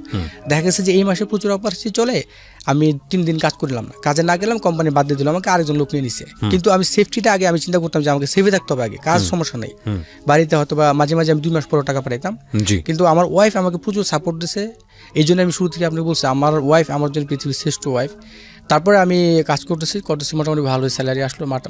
মাঝখানে আবার অপারেশন পুরো একটা সুযোগ দিল মালয়েশিয়াতে, যে যারা করতে পারে অবৈধ লোক বই দেওয়ার একটা সুযোগ দিল। আচ্ছা, তখন আলহামদুলিল্লাহ খুশি হলাম যে একটা অবৈধ সুযোগ, মোটামুটি ভিসা লাগে আমি বাড়িতে যেতে পারবো। অলরেডি অনেক বছর রেখে দিতে পারতেছি না, মোটামুটি একটা দেশে যাওয়ার সম্ভাবনা। তখন আমি আমার ওয়াইফকে বললাম যে ভিসা লাগানোর জন্য টাকা দরকার, আমি তো বাড়িতে বেশি টাকা দিন, আমার টাকা দাও। আমার ওয়াইফ তখন 40,000 টাকা দিছিল আমাকে। তারপরে আমি 40,000 টাকা আমাকে দিল, আমি ভিসা লাগানোর জন্য অলরেডি টাকা জমা দিচ্ছি একজনের কাছে, সে আমার 4,000 রিঙ্গিত মেরে দিল। মালয়েশিয়াতে এরকম অ্যাভেলেবেল আছে, শত বাঙালিরা এরকম, মানে এক বাঙালি আরেক বাঙালির ক্ষতি করে না, সেও বাঙালি, তার বাড়ি ছিল একটাতে, আমি এলাকার নাম বলতে চাই না, যাক অনেক এরা হয়তো ভাইয়া মনে করবে। তখন আমি খুব টেনশনে পড়ে গেলাম, বাড়িতে বলতে পারতেছি না, আমার ওয়াইফকে যে টাকা তো মেরে দিচ্ছে। তারপরে আমি আরেকটা রেস্টুরেন্টে জব করলাম, করার পরে ওই বস আমাকে বললো তোমার ভিসা আমি করে দিব, শর্ত হচ্ছে আগামী 5 বছর আমার কোম্পানিতে থাকতে হবে, তুমি আচ্ছা যদি এই শর্তে রাজি হও তাহলে তোমার টাকা পয়সা যা লাগে আমি দিব। আচ্ছা আমি রাজি হইলাম, কারণ আমার তো কোনো উপায় নেই, কারণ এই সুযোগটা যদি চলে যায় আর তো আমি বৈধ হতে পারবো না। তখন সে আমার 28,000 রিঙ্গিত লাগলো, সে মাইজি সব কিছু কমপ্লিট করে সে অ্যাপ্লাই করলো। মাইজি এটা আবার একটা, যারা মালয়েশিয়াতে আছেন এরা সবাই জানেন যে মাইজি 2বার হয়েছিল। প্রথমবার ছাড়ছিল তখন অলরেডি বাংলাদেশি প্রায় 3 লক্ষ বাংলাদেশের কাছ থেকে 3,000 রিঙ্গিত করে টাকা নিয়ে গেছে, তারপরে ওরা ক্লোজ করে দিল যে আমাদের মাইজিটা হবে না। এটা মালয়েশিয়ান সরকার নিয়ে এটা বৈধ করে দেয়। মালয়েশিয়ান তখন এর আগের সরকার থাকা অবস্থা নাজিবুর রাজ্জাক যখন ছিলেন ক্ষমতায় তখন এটা ছিল, এখন তো নতুন সরকার মাহাথির। তো তখন মাইজি, ওই মাইজি কোম্পানিটা আবার ওই নাজিবুর রাজ্জাকের ওয়াইফের কোম্পানি, ওই প্রধান প্রেসিডেন্টের ওয়াইফের কোম্পানি। সে বলছে ওকে তাহলে মাইজি, কিন্তু প্রথমে অলরেডি 3 লক্ষ মানুষ 3,000 রিঙ্গিত করে জমা দিয়ে দিচ্ছে, তাহলে কত টাকা হয় এগুলো সব মায়ের, এরা হবে না, একটা করতে পারবে না, দেন দ্বিতীয় করে আবার টাকা জমা দিতে হবে। এরপরে আমরা আবার টাকা জমা দিলাম, সবাই দিছে। দ্বিতীয়বার যারা জমা দেয় তার মধ্যে থেকে মনে হয় 80% লোক পাসপোর্ট পাইছে, ভিসা পাইছে, আর বাকিরা এখনো পর্যন্ত প্রসেসিং। আর যেগুলি এখন বর্তমানে যারা আছে এই সরকার আসার পরে এগুলো সব ক্যান্সেল করে দিছে, মানে যারা হয় না হুট করতে পারে না এগুলো আর করতে পারবে না, যারা করতে পারছে। আচ্ছা যাই হোক, এগুলো টানাপোড়েন সবসময় চলতেই থাকে। হ্যাঁ, টাকা মার গেল, তারপর আপনি রাজি হয়ে গেলেন? হ্যাঁ, রাজি হয়ে গেলাম। বসে অলরেডি করতে তারপরে অলরেডি একটা পর্যায়ে মোটামুটি ভাবে আমি আমার পাসপোর্টটা পাইলাম, ভিসা লাগিয়ে দিল, পাসপোর্ট পাইলাম। পাসপোর্ট পাওয়ার পরে আমি অলরেডি কাজ করতেছি। এখন বসের টাকা শোধ করতে হবে। আমার ওয়াইফ যে টাকা দিয়েছে ওই টাকা তো মারি খেলাম, সেটা তো বাড়িতে বলতে পারতেছি না। এখন আমার বসের টাকা শোধ করতে হবে, টাকা প্রতি মাসে তার আমার স্যালারিতে টাকা কেটে নেয়, আমি বাড়িতে ওই পরিমাণ টাকা দিতে পারতেছি না। এদিকে আমার বাচ্চার কিন্তু পড়ালেখা খরচ আছে, আর বাংলাদেশের প্রেক্ষাপটে একটা মেয়ে 3টা সন্তানকে নিয়ে কত কষ্ট করে, এখন কিন্তু সবকিছু দাম, সবকিছুই কিন্তু মানে কত যে কষ্ট হবে সেটা আসলে খুব টাফ, একটা ছেলের পক্ষে সম্ভব না, সেক্ষেত্রে একটা মেয়ে। তারপরে সে টাকা কাটে প্রতি মাসে, আমি বাড়িতে টাকা দিতে পারি না। আমার ওয়াইফ চিলি করে যে তুমি টাকা দিতে পারো না কেন, তোমার কি আসলে তুমি কি করো, টাকা কি তুমি মেয়েদের পিছনে খরচ করো না তুমি কি করো, নাকি জুয়া খেলো, কি করো? আমি কিন্তু সত্যি করতে আজ পর্যন্ত সিগারেটও খাই না। তো এইরকম একটা আমি বুঝাইতে পারতেছি না যে এই যাক, কারণ এই জন্য বুঝাতে পারি না। ও বলতেছে আমি তোমাকে টাকা দিয়েছি ভিসা করার জন্য, তুমি আবার কেন টাকা পাঠাও না, তুমি তো ভিসা করছো। কিন্তু বস প্রতি মাসে টাকা কেটে নিচ্ছে। তারপরে কিছু করে ধরেন 3 মাস পরে 30,000 টাকা দিলাম, আবার 4 মাস পরে 50,000 টাকা দিলাম, এরকম করে দিতেছি আমি। কিন্তু এতে ওদের যে খরচ প্রতি মাসে ওইটা কাভার দিতে পারি না, হয় না। তারপরে শেষ পর্যন্ত মোটামুটি ভাবে যখন এটা হইলো, মোটামুটি বসের টাকাটা সুদ হয়ে গেল। বসের টাকাটা সুদ হয়ে যাওয়ার পরে হঠাৎ করে ওই আশেপাশে আবার মালয়েশিয়াতে গত বছর লাস্টের দিকে আপনারা জানেন যে হিন্দুদের একটা ছিল, হিন্দুদের মন্দির ভাঙার ব্যাপারে নিয়ে একটা খুব গন্ডগোল হয়েছে। আপনারা সবাই জানেন এটা হচ্ছে USJ7 সুবাং জায়াতে। ওই মন্দিরটা ভাঙবে, মন্দির হিন্দু তামিল তাদের ওদেরই কিন্তু আছে, ওরা কিন্তু মালয়েশিয়ান নাগরিক। কিন্তু মালায়রা চাচ্ছে যে কোম্পানিটাও জায়গাটা কিনছিল MCT, যে কোম্পানিটা কিনছে ওই কোম্পানি চাচ্ছিল ওই মন্দিরটা না ভাঙলে তারা বিল্ডিং করতে পারতেছে না। আচ্ছা, সেই সুবাদে ওইটা নিয়ে বিশাল মারামারি। ওই এলাকাতেই ছিলাম আমি, যেখানে আমার রেস্টুরেন্টটার বিজনেসটা স্লো হয়ে গেল, রেস্টুরেন্টের কাজটা খুব স্লো হয়ে গেল। আমি বস বললো যে এখন স্যালারি এই পরিস্থিতি 3 মাসের মতো স্যালারি আমার আটকে পড়ে গেছে, কারণ সেল একবারে নাই। যেখানে প্রতি মাসে প্রতিদিন সেল হতো 7-8 হাজার রিঙ্গিত, সেখানে চলে গেছে প্রায় 800-900 রিঙ্গিতের মতো। সেখানে আমার স্যালারি দিতে পারতেছে না, আমি খুব ইয়ের মধ্যে আছি, পরিস্থিতি খুব বস দিতে পারলো না। তখন আমি আবার বাড়িতে টাকা পাঠাতে পারতেছি না। তখন আমার ওয়াইফ তো বলতেছে না তুমি মনে হয় বিয়ে শাদী করছো, একটা কিছু একটা সন্দেহ করছে, এর আগে তো এই ঘটনা ঘটছে।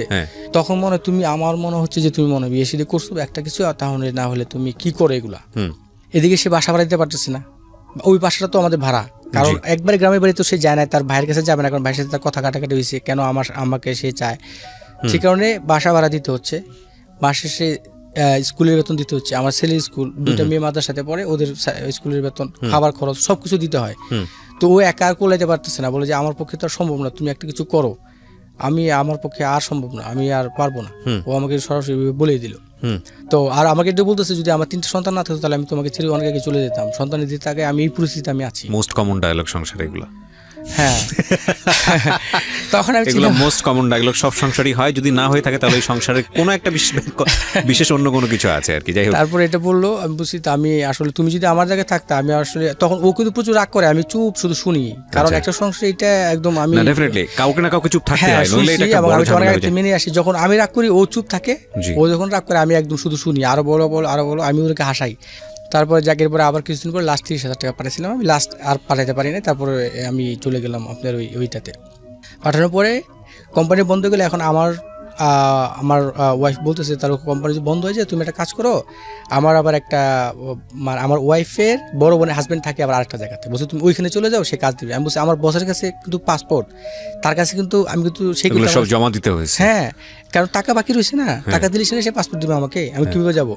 বস যদি আমি যদি টাকা শোধ না করি সে পাসপোর্ট দিবে না আমাকে, আবার এদিকে স্যালারিও দিচ্ছে না, কাজ সেলস কমে গেছে। এখন আমি জিজ্ঞাসা করলাম আমি কি যাবো ওইভাবে? বলছে হ্যাঁ তুমি যাও, কারণ পরিস্থিতি খুব খারাপ, তুমি ওইভাবে যাও, কারণ বস কিন্তু পাসপোর্ট দিবে না। বলছে না দিলেও কিছু করার নাই, তুমি যাও এখানে। পরে আমি চলে গেলাম ওইখান থেকে আমার বাইরের কাছে। আচ্ছা, উনিও কিন্তু অবৈধ, ওনার কিন্তু পাসপোর্ট নেই। আচ্ছা, তো যাই হোক, এখন পরে ওনার কাছে গেলাম। ওনার কাছে যাওয়ার পরে যেভাবে এরপরে একটা ওইখানে আমি যেখানে যাই আবার দ্রুত কাজ ম্যানেজ করে ফেলতে পারি, কারণ রেস্টুরেন্টের কাজ জানি তো, ভাষা জানি, সমস্যা হয় না। ওইখানে যে একটা জব করলাম, একটা রেস্টুরেন্টের কাজ শুরু করে দিয়েছি, 4-5 দিন হয়েছে। এখন আমাকে তো পাসপোর্ট পেতে হবে। পাসপোর্ট পাওয়ার আরেকটা ওয়ে আছে, সেটা হচ্ছে আমি এখন যদি থানাতে জিডি করে আমি যদি ইমিগ্রেশনে জমা দিই যে আমার পাসপোর্টটা হারিয়ে গেছে, দেন ওরা আমাকে নতুন করে আরেকটা ভিসা লাগে, একটা পাসপোর্ট দিবে, একটা ভিসা আমাকে, কারণ আমার পাসপোর্ট আমার পাওয়ার আমার অধিকার আছে। যদি বসে পুলিশ রিপোর্ট না করে থাকে, যদি বলে বসে পুলিশ রিপোর্ট করে, মালয়েশিয়াতে সবাই জানে যদি বস পুলিশ রিপোর্ট করে যে আমি পলাতক, তাহলে মালয়েশিয়াতে আমার কোনো দিনও ভিসা লাগানো সম্ভব না। আচ্ছা, তো সেক্ষেত্রে বসটা ভালো, বসের সাথে যোগাযোগ হয়েছে আমার। আমি বলছি বস আমি কিছুদিনের জন্য বাইরে এসেছি, আমি আবার আসবো, ব্যবসাটা রানিং হয়ে আমি আসবো। পাসপোর্ট দিয়ে সে দিল না, পাসপোর্ট হয়ে গেছে। এখন আমি যাব থানায় পুলিশ রিপোর্ট করতে যে আমার পাসপোর্ট হারিয়ে গেছে, তোমরা আমাকে একটা পাসপোর্ট দাও। সেই ক্ষেত্রে আমাকে আগে যেতে হবে বাংলাদেশ হাই কমিশনার আপনার আমপাং, ওইখানে গিয়ে আমাকে একটা পাসপোর্ট বানাইতে হবে। আচ্ছা, পাসপোর্ট বানাই দেন মালয়েশিয়াতে আমপাং এলআরটি 2টা এম্বাসি আছে। পুরানটা হচ্ছে এক জায়গাতে, আর যে নতুন সেটা আছে আমপাং রেল স্টেশনের থেকে 5 মিনিট সময় লাগে। এখানে পাসপোর্ট জমা নেয় এবং পাসপোর্ট ডেলিভারি দেয়। আমি বর্তমানে আমাদের প্রধানমন্ত্রী শেখ হাসিনাকে ধন্যবাদ জানাই যে মালয়েশিয়াতে 2টা এম্বাসি করে দিচ্ছে আমাদের জন্য। আগে খুব কষ্ট হইতো, এখন 2টা এম্বাসি হওয়াতে পাসপোর্ট ডেলিভারি দ্রুত পাই আমরা, এবং এটা খুব ভালো হয়েছে এবং খুব সার্ভিসটা খুব ভালো। সেক্ষেত্রে আমি গেছি এম্বাসিতে, যাওয়ার পরে আমার পাসপোর্টটা আমি করব। যখন আমি এম্বাসিতে যাওয়ার আগে 2টা আরো বাঙালি ছিল আমাদের গ্রামের বাড়ির। এরা বলতেছে ভাই আমরা তো ভাষা জানি না, আপনি তো ভালো বুঝেন, একটু দয়া করে আমাদেরকে আপনার সাথে নিয়ে যান, গেলে আমাদের পাসপোর্টটা হবে, আমরা দেশে চলে যাব। 5 বছর হয়ে গেছে, 5 বছরই অবৈধ, পাসপোর্ট কোনো কিছুই নেই। আর নৌকাতে গেছিল, নৌকা যোগে। ওকে, তখন আমি চিন্তা করলাম যে আসলে এরা গরিব মানুষ, আমিও দেখলাম যে এরা আসলে ভাষা বুঝে না, আমি না নিয়ে গেলে। তখন আমার বাইরে কিন্তু বলছে যে ওদেরকে নেওয়ার দরকার নাই, আপনি যান, ওদেরকে নিলে আপনি আবার ওদের জন্য আপনি বিপদে পড়বেন। তখন আমার এইরকম ছোট্ট একটা দাঁড়িয়ে ছিল, সেম কিবরে ভাইয়ের মতোই ছিল। তো যার কারণে ওরা মালাই মনে করতো, পুলিশ আমাকে ডিস্টার্ব করতো, দেখলে মনে করতো মালাইয়ের মতো, ওরা ভাবতো বাঙালি হিসেবে। সাধারণত এরা করতো না, আমাকে ডিস্টার্ব করতো না। আচ্ছা, আমি অনায়াসে চলতে পারতাম, ফিরতে পারতাম। পরে আমি ওদেরকে নিলাম, চলেন যাই। ওরাও টাকা নিয়ে নিছে, পাসপোর্ট সব করবে, এম্বাসিতে যাবো আমরা। নিলাম, এম্বাসিতে যাওয়ার পরে ওরা ওদের পাসপোর্ট নাম্বারটা পর্যন্ত মুখস্থ নাই। এইখানে আমি একটা খুব ইম্পর্টেন্ট একটা মেসেজ আমি দিতে চাই, মানে প্রত্যেকটা পাসপোর্ট নাম্বারটা মুখস্থ যেন রাখে। পাসপোর্ট নাম্বারটা যদি মনে না থাকে, আপনি দয়া করে আপনার পাসপোর্টে একটা ফটোকপি করে আপনি জিমেইলে ব্যাকআপ দিয়ে রাখেন। আপনি পৃথিবীর যে কোনো জায়গাতে যান, জিমেইল থেকে ব্যাকআপটা বের করে আপনি এটা কাজে লাগাতে পারবেন। আবার পাসপোর্টটা যদি মানে এটা ফরেনারদের জন্য আত্মার মতো, পাসপোর্ট নাম্বারটা আপনি অবশ্যই মনে রাখবেন। না মুখস্থ রাখার কারণে কি সমস্যাটা হয়েছে আমি সেটা বলতেছি আপনাদেরকে। করে নাই, তারপরে এম্বাসিতে গেলাম, ওরা বলতেছে পাসপোর্ট নাম্বার দেন, তার পাসপোর্ট নাম্বার বলছে পাসপোর্ট নাম্বার না থাকলে বের করা আরেকটা ওয়ে আছে, ভোটার আইডি নাম্বার দিলে তারা বের করতে পারে তার পাসপোর্টটা, কারণ ভোটার আইডি দিয়ে তো পাসপোর্ট করতে হয়। আমরা তারপরে তার ভোটার আইডি ফটোকপি ছিল, ভোটার আইডি দেওয়ার পরে তারা চেক করে দেখলো যে এটা তো তার পাসপোর্ট নাই, তার কারণ সে যখন পাসপোর্টটা করছিল সেই জন্ম নিবন্ধন দিয়ে করছিল। সো ভোটার আইডি দিয়ে পাওয়ার তো কোনো সুযোগই নেই, সে জন্ম নিবন্ধন দিয়ে করছিল, ওই জন্ম নিবন্ধন নাম্বারটা তার কাছে নাই।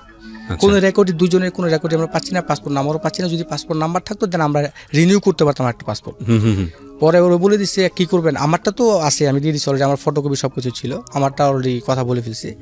বলছে আপনারা কাজ করেন, আমাদের পুরনো যে এম্বাসি ওইখানে যান, ওইখানে এই ধরনের কোনো ক্রিটিক্যাল প্রবলেম হলে ওরা এটা সলভ করে। ওইখানে যাওয়ার পরে কথা বললাম, বলছে যে তাহলে একটা কাজ করেন, আপনি যদি এইভাবে পাসপোর্ট না পান আপনার থানাতে একটা জিডি করেন যে পাসপোর্ট হারাই গেছে, তারপরে দেখা যায় কোনো একটা ওয়েতে, আর নাহলে আরেকটা ওয়ে আছে, আপনি নতুন করে পাসপোর্ট জমা দেন। যদি পুরনো পাসপোর্ট রিনিউ করে মালয়েশিয়া রিঙ্গিত 116 রিঙ্গিত লাগে, আপনারা সবাই জানেন, ব্যাংকে টাকা জমা দিতে হয়, তারপরে রিসিপ্ট জমা দিলে আপনি নিয়ম অনুযায়ী আপনার পাসপোর্ট ডেলিভারি পেয়ে যাবেন। Malaysia ringgit 116 ringgit. ভুলেও কেউ কোনো দালালকে বেশি টাকা পয়সা দিবেন না। ওইখানেও দালাল আছে? হ্যাঁ আছে, সব জায়গাতেই আছে, বাঙালি দালাল ভাই সব জায়গাতেই আছে। যাক, ওটা অনেকে নিতে চায়, অনেকে 5-6 মাস পরে পাসপোর্ট ডেলিভারি পায় না, ওইখানে আছে।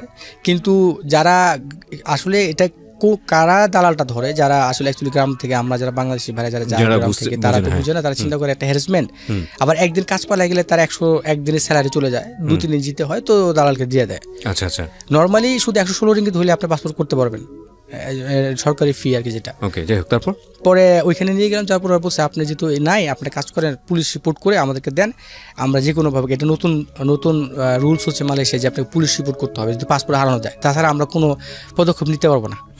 এখন আমি চিন্তা করলাম পুলিশ রিপোর্ট করতে হবে, ওকে ডান, তোমরা কি রাজি আছো? হ্যাঁ আমরা রাজি আছি পুলিশ রিপোর্ট করতে। আমরা তোমাদের যে পাসপোর্ট নাই, থানাতে গেলে যদি তোমাদেরকে ধরে ফেলে তাহলে তো আমি আবার তোমাদের জন্য আমি পুরো বিপদে। কিন্তু আমার একটা কনফিডেন্স ছিল, এর আগে আমার পাসপোর্ট হারাইছে, আমি কয়েকবার থানাতে গেছি, পুলিশ রিপোর্টও করছি, সমস্যা হয় না। কিন্তু ফেব্রুয়ারি মাস, এই 2019-এর ফেব্রুয়ারি থেকে মালয়েশিয়া সরকার নতুন একটা নিয়ম করছে যে পুলিশ রিপোর্ট করতে গেলে আপনাকে স্টেটমেন্ট দিতে হবে, কী কারণে পাসপোর্টটা হারালো, কোথায় হারালো। আগে গেলে 50 রিঙ্গিত দিলে 100 রিঙ্গিত দিলে ওরা জাস্ট দেখতো না, পাসপোর্ট হারাইছে লিখে একটা পুলিশ রিপোর্ট করে দিত, শেষ, জাস্ট একটা করে দিত, ওইটা দিয়ে আমরা কাজ চালাতে পারতাম। 6 মাস পর্যন্ত পুলিশ আর ধরবে না ওই পুলিশ রিপোর্টটা থাকলে। ওকে, 6 মাস চলতে পারবে। থানাতে গেছি, এই থানাতে গেছি আমরা পুটু পাসার 18, সেই ডেটটা হচ্ছে 18 ফেব্রুয়ারি 2019 সকালবেলা আমরা ওখান থেকে গেলাম। থানাতে যাওয়ার পরে ওরা অলরেডি থানাতে ভিতরে ঢুকলাম, সালাম দিলাম, আসসালামু আলাইকুম তোয়ান, সাইনা বুয়াট রিপোর্ট পুলিশ, পাসপোর্ট ডাহিলাম, আমার পাসপোর্ট হারা গেছে, আমি পুলিশ রিপোর্ট করবো। বলছে ওকে, কালা ইউনা বুয়াট পুলিশ ইউপিগি জুম্পা ডাঙ্গান তোয়ান বাকি স্টেটমেন্ট দুলু, স্টেটমেন্ট দিতে হবে তোমাকে আগে, তারপর তুমি পুলিশ রিপোর্ট করতে পারো। তারপর আমাদের 3 জনকে 3টা কার্ড দিয়ে দিল, ভিজিটর হিসেবে যে কার্ডগুলি দেয় আর কি। তারপর আমরা একদম, এটাকে বলা হয় আপনার অনেক বড় সিনিয়র অফিসার আর কি, আমি নামটা আসলে ভুলে গেছি, যাক ওনার কাছে পাঠালো 3 তলায়, পুটু পাসারের যে থানাটা আছে, বালাই অর্থ হচ্ছে থানা, 3 তলায় আমরা গেলাম। 3 তলায় যাওয়ার পরে দেখলাম যে ওরা যে রুম নাম্বারটা দিছিল ওই রুম নাম্বারে কোনো লোক নাই। তারপর 3-4টা রুম ঘুরলাম, লাস্টে একটা রুমে পাইলাম, দেখলাম যে উনি সিনিয়র পুলিশ অফিসার বসে রয়েছে, খুব সম্ভবত গতকালকে রাতে ওনার ডিউটি ছিল, উনি খুব ঘুম ভাব, চোখে ঘুম নিয়ে বসে রয়েছে। আমি গেলাম, পরে সালাম দিলাম, আসসালামু আলাইকুম তোয়ান, আপা কাপড় তোয়ান, saya nak buat polisi pun sebab ini saya nak apa magam dia orang ada masalah sikit, pasport dah hilang. Macam mana hilang? Pasport dah hilang dengan itu LRT Putu পাসার, মানে আমরা ট্রেনে আসতেছিলাম, ট্রেন থেকে পাসপোর্ট একটা তো বলতে হবে। আর পুলিশ রিপোর্ট করার নিয়ম হচ্ছে বাংলাদেশেও একই নিয়ম, যেইখানে পাসপোর্টটা হারায়, যেই থানার আন্ডারে আশেপাশে ওই থানাতে আপনাকে পুলিশ রিপোর্টটা করতে হয়। তখন আমরাও বললাম যে আমাদের এখানে পাসপোর্টটা হারাইছে, এই কারণে আমরা এই বালাইতে আসছি, এই পুলিশ স্টেশনে আসছি। তখন তারা বললো যে ওকে তোমাদের পাসপোর্ট নাম্বার দাও, আমরা যে পাসপোর্ট হারাইছি তো পাসপোর্ট নাম্বার দাও। পরে আমাকে একটা সাদা কাগজ দিল, সাদা কাগজের ভিতরে আমি আমারটা লিখলাম, আমারটা এই কারণে লিখলাম, আমারও তো রিপোর্ট করতে হবে, রিপোর্ট করে দেন পাসপোর্ট নিয়ে গেলে ইমিগ্রেশনে, দেন আমাকে ওরা ভিসা দিবে, নতুন স্টিকার দিবে, ওদের সাথে আমারটা আমি লিখে একসাথে দিয়ে দিলাম। তখন আমি ওদেরকে আগে থেকে বাইরে থেকে বলে রাখছিলাম যদি টাকা পয়সা লাগে, 50 টাকা যদি লাগে তাহলে তাও আমরা দিয়ে, এখানে ঝামেলা করতে চাই না, তোমরা দিও, টাকা চালিয়ে দিও, ওরাও রেডি আছে, এক পায়ে রাজি। কথাবার্তা বলার পরে ওই রুমের পাশেই আবার পুলিশদের একটা বড় মিটিং চলতেছে। ওই অফিসার বলতেছে যে এই অফিসারটা আবার কিভাবে রিপোর্টটা করে সে ভালো জানে না, যে পাসপোর্ট হারালে কিভাবে করতে হবে, সে শুধু জিজ্ঞাসা করতেছে যে এই সে কোথা থেকে হারাইছে, করতে করতে মোটামুটি 10 মিনিট চলে গেল। তারপরে ওই পুলিশদের যে বড় অফিসার, ওদের মিটিং শেষ হইলে পরে ওনার বড় যে স্যার উনি আসছে পরে তাকে জিজ্ঞাসা করতেছে স্যারকে যে স্যার এই যে একটা প্রবলেম হয়েছে, পুলিশ রিপোর্ট যে করবে আমাদের অ্যাড্রেস দিতে পারতেছি না। তার কারণ কি, ওরা তো কাজ করে কনস্ট্রাকশনে, ওরা কাজ করতেছিল, তখন একটা মসজিদে কাজ করতেছিল। আর আপনারা জানেন যারা মালয়েশিয়াতে যারা আছেন, যারা কনস্ট্রাকশনে কাজ করলে, যেখানে কাজ করে ওইখানে রুম বানায়, কোন চিজ যাকে বলে ওইখানে বানায় থাকতে হয়, এটা হচ্ছে নিয়ম মালয়েশিয়ার, ওরা ওইখানে বানায় ওইখানে থাকে। এখন আমরা যখন ঠিকানা লিখতেছি, ওই মসজিদের ঠিকানা লিখতেছি, তখন বলছে পুলিশ রিপোর্টে তোমরা মসজিদে থাকো, এটা কি সম্ভব নাকি, এটা কোনো হয়, তোমাকে একটা বাসার ঠিকানা দিতে হবে। পরে এই ব্যাপারটা নিয়ে আলোচনা করার জন্য ওই ডিসিকে ডাকলো যে স্যার এটা কীভাবে সলিউশন করবো, কীভাবে লিখবো পুলিশ রিপোর্টটা আমি বুঝতে পারছি না, আপনি একটু দেখেন তো। এখন ওই পুলিশ অফিসার আবার এখন নতুন যে আইন, সেই আইন অনুযায়ী সে তার কাজ চালালো। সে কী করলো, আগে ফোন দেবে ইমিগ্রেশনে, মানে আমাদের অলরেডি একটা ইয়াতে চলে যাচ্ছে আর কি, আমরা বিপদে পড়তেছি আর কি। ইমিগ্রেশনে ফোন দিয়েছে, সে ফোন দিয়েছে ইমিগ্রেশনে যে আগে আমাদের পাসপোর্ট ভ্যালিড আছে কিনা, ভিসা আছে কিনা, পুলিশ রিপোর্ট করতে পারবো কার জন্য, যেমন আমার আইসি হারাই গেছে, আমার ভোটার আইডি হারাইছে, আমি রিপোর্ট করবো, ভোটার যদি নাই থাকে রিপোর্ট করে লাভ কি, তার মানে টোটাল টাইমে ভুয়া না। তারপরে ও ফোন দিয়েছে ইমিগ্রেশনে, আমারটা ঠিক আছে অলরেডি, কারণ আমার পাসপোর্ট নতুন যে পাসপোর্ট সেটা পাই নাই, পুরান পাসপোর্টের নাম্বারটা ছিল, ফটোকপিটা ছিল, ওটা দিচ্ছি, ওটা দিয়ে কিন্তু পাই নাই, নতুনটা দিলে কিন্তু পাইতো, আমার কাছে পুরানটা ফটোকপি ছিল। আচ্ছা, পুরানা দিচ্ছে পরে আমারটা পায় না, আরেকটা ছিল ওটা অবশ্যই ওর ওভার স্টে, ওর ডেট ওভার হয়ে গেছে। আর ওই পুলিশ ভাবছে আমি মনে হয় ওদের দালাল, কারণ ওরা কিন্তু চুপ, ভাষা জানে না, সব কথা আমি বলতেছি। আচ্ছা, এখন পুলিশের চোখে ওরা ভাবতেছে আমি মনে হয় খুব সম্ভবত দালাল, ওদেরকে আমি হেল্প করতেছি, ওদের কাছে টাকা পয়সা খাবো, এরকম একটা কিছু। ওরা আমাদেরকে কিচ্ছু বললো না, আস্তে করে নিচে তো পুলিশ বালায় ফোন দিল, পুলিশ আসলো, ওরা কিন্তু ইমিগ্রেশন চেক করে ফেলছে যে আমাদের কারোর ভিসা নাই। হ্যাঁ, কারণ অ্যাকচুয়ালি সত্যি কথা আমি ওটা স্বীকার করেছি, ওদেরকে তো পাসপোর্ট নাম্বার নাই, কারণ আমরা এম্বাসিতে যখন গেছি পাসপোর্ট দিতে পারিনি, ওরা বানায় টানা একটা নাম্বার দিছে আমাকে, ওরাও এখানে আমার সাথে একটা ইয়ে করছে। তো ওই নাম্বারে তো পাসপোর্ট একটা দিলেই কি হইলো, মালয়েশিয়া ওরা কি এত বোকা নাকি যে দিলে একটা নাম্বার দিলে ওরা পেয়ে যাবে। পরে যাই হোক পুলিশ আসলো, আসতে করে আমাদেরকে 3 জনকে অ্যারেস্ট করে ফেললো। অ্যারেস্ট করে বালাইতে তখন আমি ওদের সাথে সেটেল করার চিন্তা ভাবনা করেছিলাম যে কোনোভাবে এটা সেটেল করা যায় কিনা। তখন আমি তোয়ান মাও বলে সেটেল সেবাব কিতাবুন সানি মাকান। তারপরে বললাম যে দেখ, পুলিশে বুঝিয়ে বললাম দেখো আমি যেহেতু ইচ্ছা করে আসছে বালাইতে, মালয়েশিয়ার একটা ইয়ে আছে, যদি কোনো লোক ইচ্ছা করে পুলিশ ইয়াতে যায় বা ইমিগ্রেশনে যায় ওরা রেসপেক্ট করে ওদেরকে অ্যারেস্ট করে না। যদি ইচ্ছা করতে যায় যে ইচ্ছা করে যেহেতু আসে দেখি সলিউশন করা যায় কিনা। কিন্তু ওরা ওদের দেশে আমরা অলরেডি টিপু মানে মিথ্যা কথা বলছে ওদের সাথে আমরা এই করছি। তখন ওই অফিসার তখন আবার মালয়েশিয়াতে একটা ইয়ে চলতেছিল যে বেশি অপরাধী ধরতে পারলে র্যাঙ্ক বাড়ে, প্রতি বছর একটা সময় দেয়। ওই তখন এই সুযোগটা ওরা নিচ্ছে। আমরা ওদের সাথে কন্ট্যাক্ট করছিলাম যে এক একজনে আমরা 5,000 রিঙ্গিত করে দিব। তারপরে ওরা এটা করে নাই, রাজি হয়নি অলরেডি বালাইয়ের ভিতরে দিয়ে দিছে।